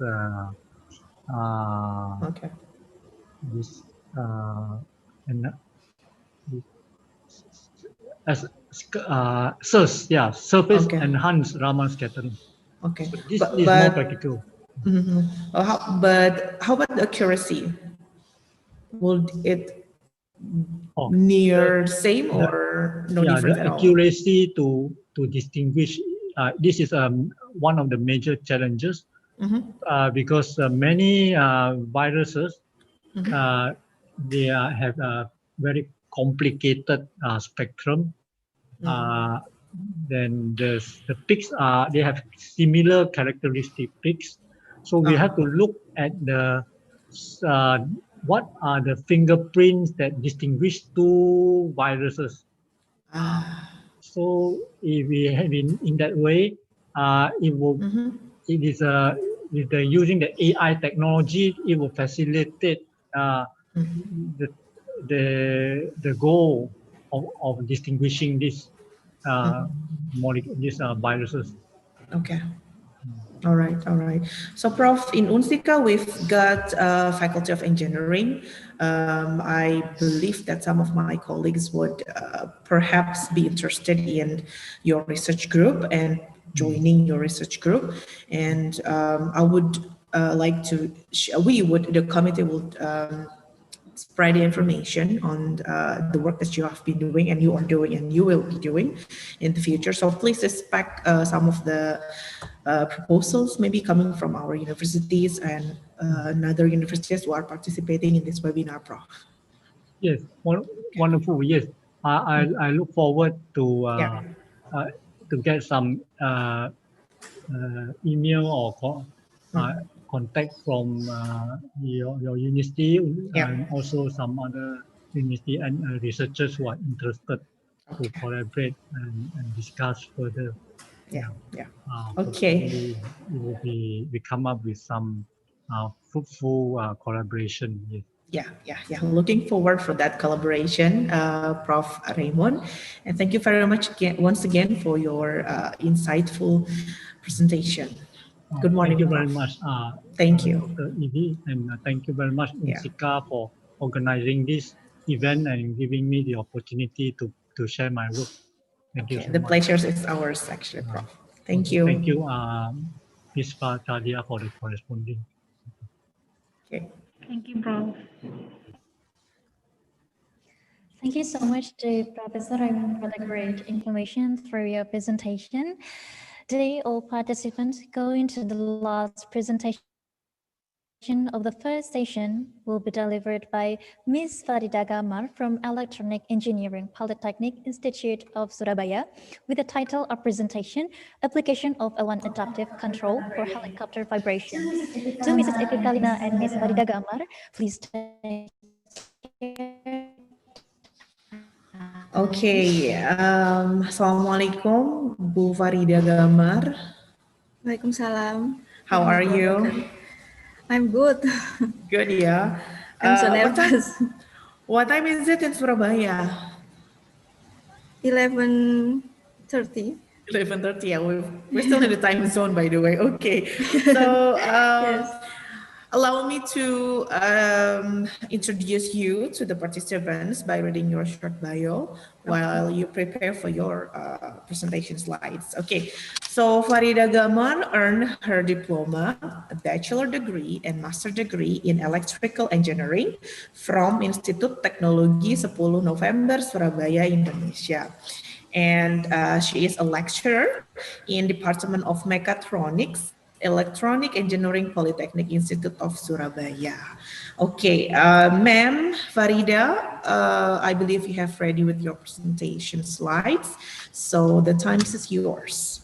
Okay, thank you. Okay, before I want to say thanks to Unsika who invited me in this webinar. I'm so honored because the other panelist is so great and my topics is different, actually different from the topics is about COVID-19. But I will try to presentation my article about it's pure about electrical engineering. Okay, no problem. We've got some participants from the Faculty of Engineering who are, I believe, very interested in your work. Well, there is a electrical engineering student, right? Yeah. Yes, of course. Okay, actually, I doing research about COVID-19 in electrical engineering, but I haven't to write in article that's about link band for monitoring COVID-19 patient. Oh, wow. That's very interesting. I haven't read this article, so I present this one. Okay, maybe we can have the informations on the results in some other occasions. Yeah. Okay. Okay. Okay. Can I start it? Sure, you may. Bismillahirrahmanirrahim. Assalamualaikum warahmatullahi wabarakatuh. Good afternoon, everybody. I hope you all stay healthy and fresh because it started to afternoon. Okay, I'm Farida Gamar. I'm junior lecturer in Mechatronics Engineering in Electronic Engineering Polytechnic Institute of Surabaya. We call in bahasa PENS, Politeknik Elektronika Negeri Surabaya. Okay. Oh, sorry.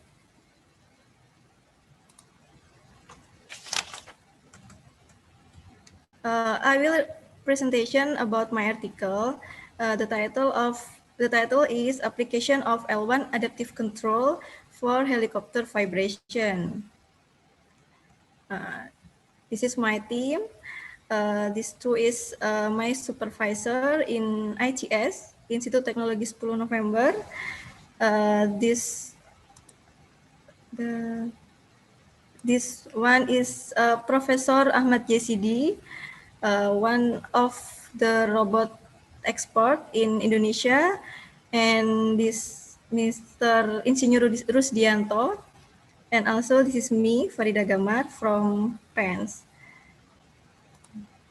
Okay, this is my background. I doing my research. Why I choose the helicopter? This is the reason. First, as we know, helicopter is one of the air transportation progress rapidly since from the body, from the fuselage in engineering centers, and till performance who rapidly development. Okay. And from air transportation, so this is useful for transportation, and the second is for military to help army, and the third is rescue. Rescue, as we know, for forest fires and so on. And why so useful this helicopter? Because helicopter have more pros than airplane. The first is visibility in bad weather from the body, and the second, helicopter more can handling turbulence and get robust in bad weather. And of course, because of the body of helicopter, it can more flexibility in maneuver. And from that, we know helicopter used for rescue in forest, in sea maybe, because of flexibility of the body. Okay, so when the helicopter more pros than airplane, so what's the problem? The problem is because of complexity of the body and unpredictable of the field, like location, weather, and so on.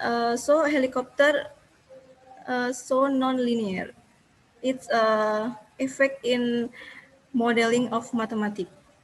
And because helicopter have rotor and blade, so it may cause the vibration, which can affect in body's structure damage and uncomfortable of the passenger.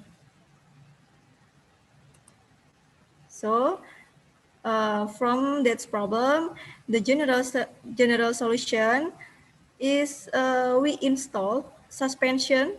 It's consists of mass and mass spring and damper to reduce frequency and vibration in rotor and blade. We install suspension to reduce high frequency actually.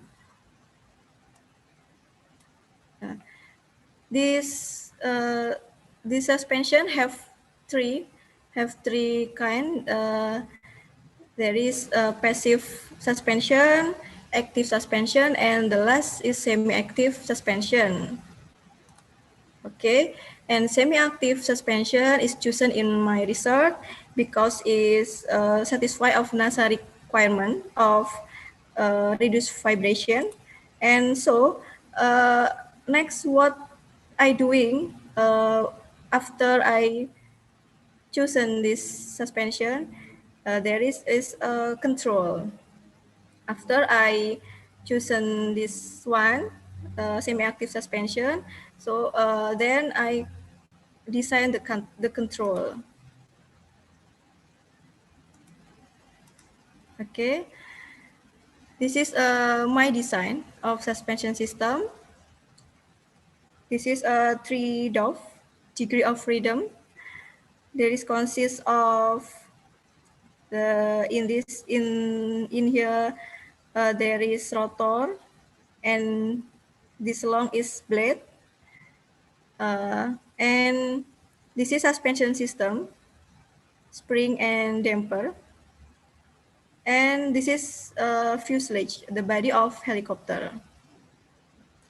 From this design, I derivative two mathematical modeling like this, so complicated, yeah. And from this, this mathematical modeling actually derivative from Lagrange equation, derivative from helicopter energy, energy from blade, energy from rotor mount, and energy from the body. Okay, next, the result of my research. So in this research, I compare my design and result of passive suspension. This one is in displacement area. Okay, in the left side, this is a response of blade amplitude. This is this is have a high frequency and so many ripple and cannot be stable until 40 seconds. And the right side, this is a response of rotor mount amplitude. Like the signal is like ripple, and until 15 seconds, not to be stable. Likewise, response of fuselage amplitude until 15 seconds can be stable. How to with result of acceleration? This one is result of passive suspension in acceleration area. Actually, acceleration is to how we know the high frequency or not. This is analyzed in acceleration area. This is the left side is blade acceleration. When we zoom, like above, there's so many ripple in 1 second. There's so many ripple. It means it show this signal is have more high frequency, but this is normal because blade is one of the source of vibration. And the right side is rotor mount acceleration. We can see that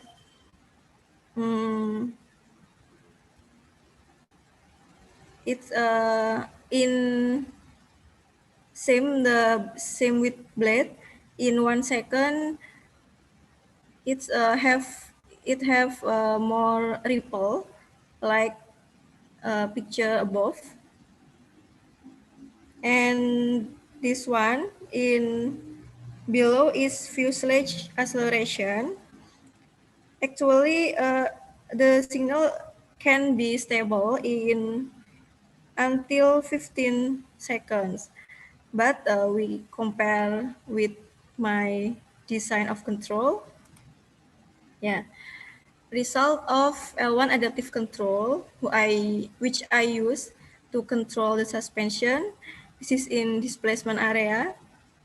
The right side and the left side is the signal of rotor displacement. We can see that rotor displacement can stable in 7 seconds. Same with fuselage displacement, can stable in 5 seconds too. Oh, for your information, stable in engineering mean that the signal can come back to equilibrium point, and this condition is come back to zero value when he have no ripple, have no displacement, like that. Okay, next we see the result of L1 adaptive control in acceleration area. This is the left side is rotor acceleration. The signal show the rotor acceleration can stable in 5 seconds, but still have many ripple and small acceleration, maybe 2 meters per second square. The ripple is shown in above, and the right side is the response or the signal show the fuselage acceleration stable in 5 seconds, and of course no ripple, so it's called stable. Okay, my conclusion, the application of L1 adaptive control has been presented for helicopter vibration in 3 degrees of freedom, including blade, rotor mount, and fuselage, which developed using nonlinear semi-active damper as the control variable. And the second, from the simulation, it can be known that design of mathematical model using nonlinear semi-active damper controlled by L1 adaptive control can satisfy requirement from NASA about helicopter vibration, especially for the fuselage, the body of helicopter. Requirements are amplitude with displacement about 0 meters and acceleration below 0.02 meter per second square and frequency below 20 hertz can achieve in my paper, in my research. This is reference what I use. And thank you, stay healthy and happy. Assalamualaikum warahmatullahi wabarakatuh. Waalaikumsalam warahmatullahi wabarakatuh. Thank you very much, Ibu Farida, for simplifying the complicated, how do you say, yeah, the complicated things, at least for me personally, yeah, because I'm not from the science field. And yeah, I invite the participants to post your questions or comments or appreciation to Ibu Farida for her great presentations. You may type your questions in the chat box, or you may ask your questions and give your comments directly to Ibu Farida, ladies and gentlemen. Bu Farida, so the stable is good, yeah. So when something when that what is it called when it reaches stable condition, that means it's good or it's good, yeah. Yes, yes. Yeah. Sorry for the very silly questions. Oh, by the way, I would like to know your perspective, your comments on women in science field. What do you think, you as a woman yourself, working in a science field? Okay, thank you.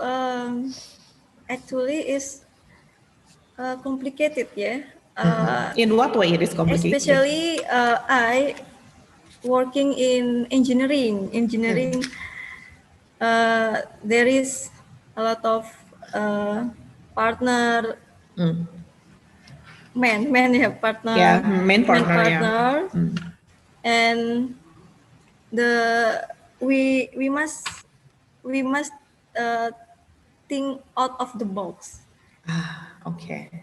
Because we must innovative in engineering. Okay. According to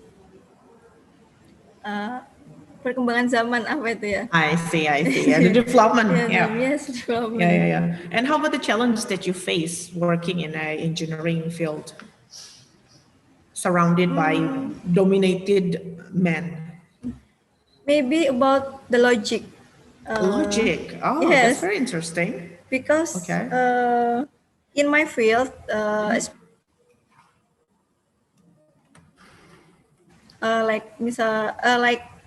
informatics engineering. So my field consists of three.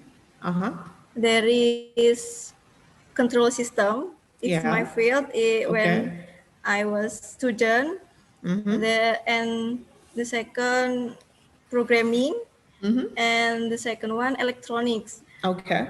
Wow. And actually, I difficult to understand programming because it use our logic, and the man's logic is more powerful.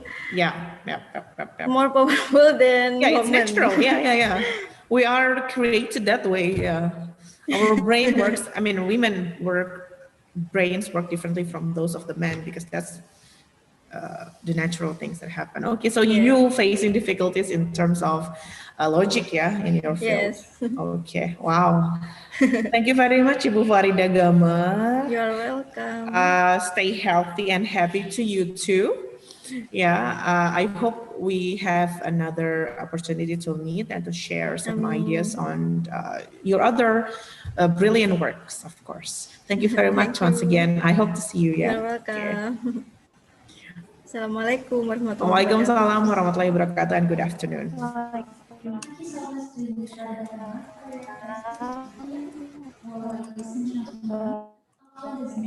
presentation of our speakers. Thank you so much to Ms. Farida Gamar for your presentation. Well, our speakers, we will take a break. All participants are allowed to 5 p.m. See you in an hour.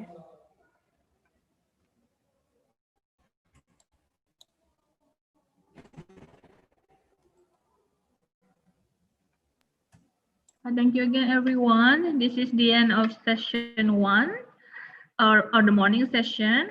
We will take a break. We will turn off the Zoom room for about 1 hour, and the afternoon session will start on around 1 with 15-minute breaks for participants to rejoin the Zoom meeting. Again, thank you very much for this morning session.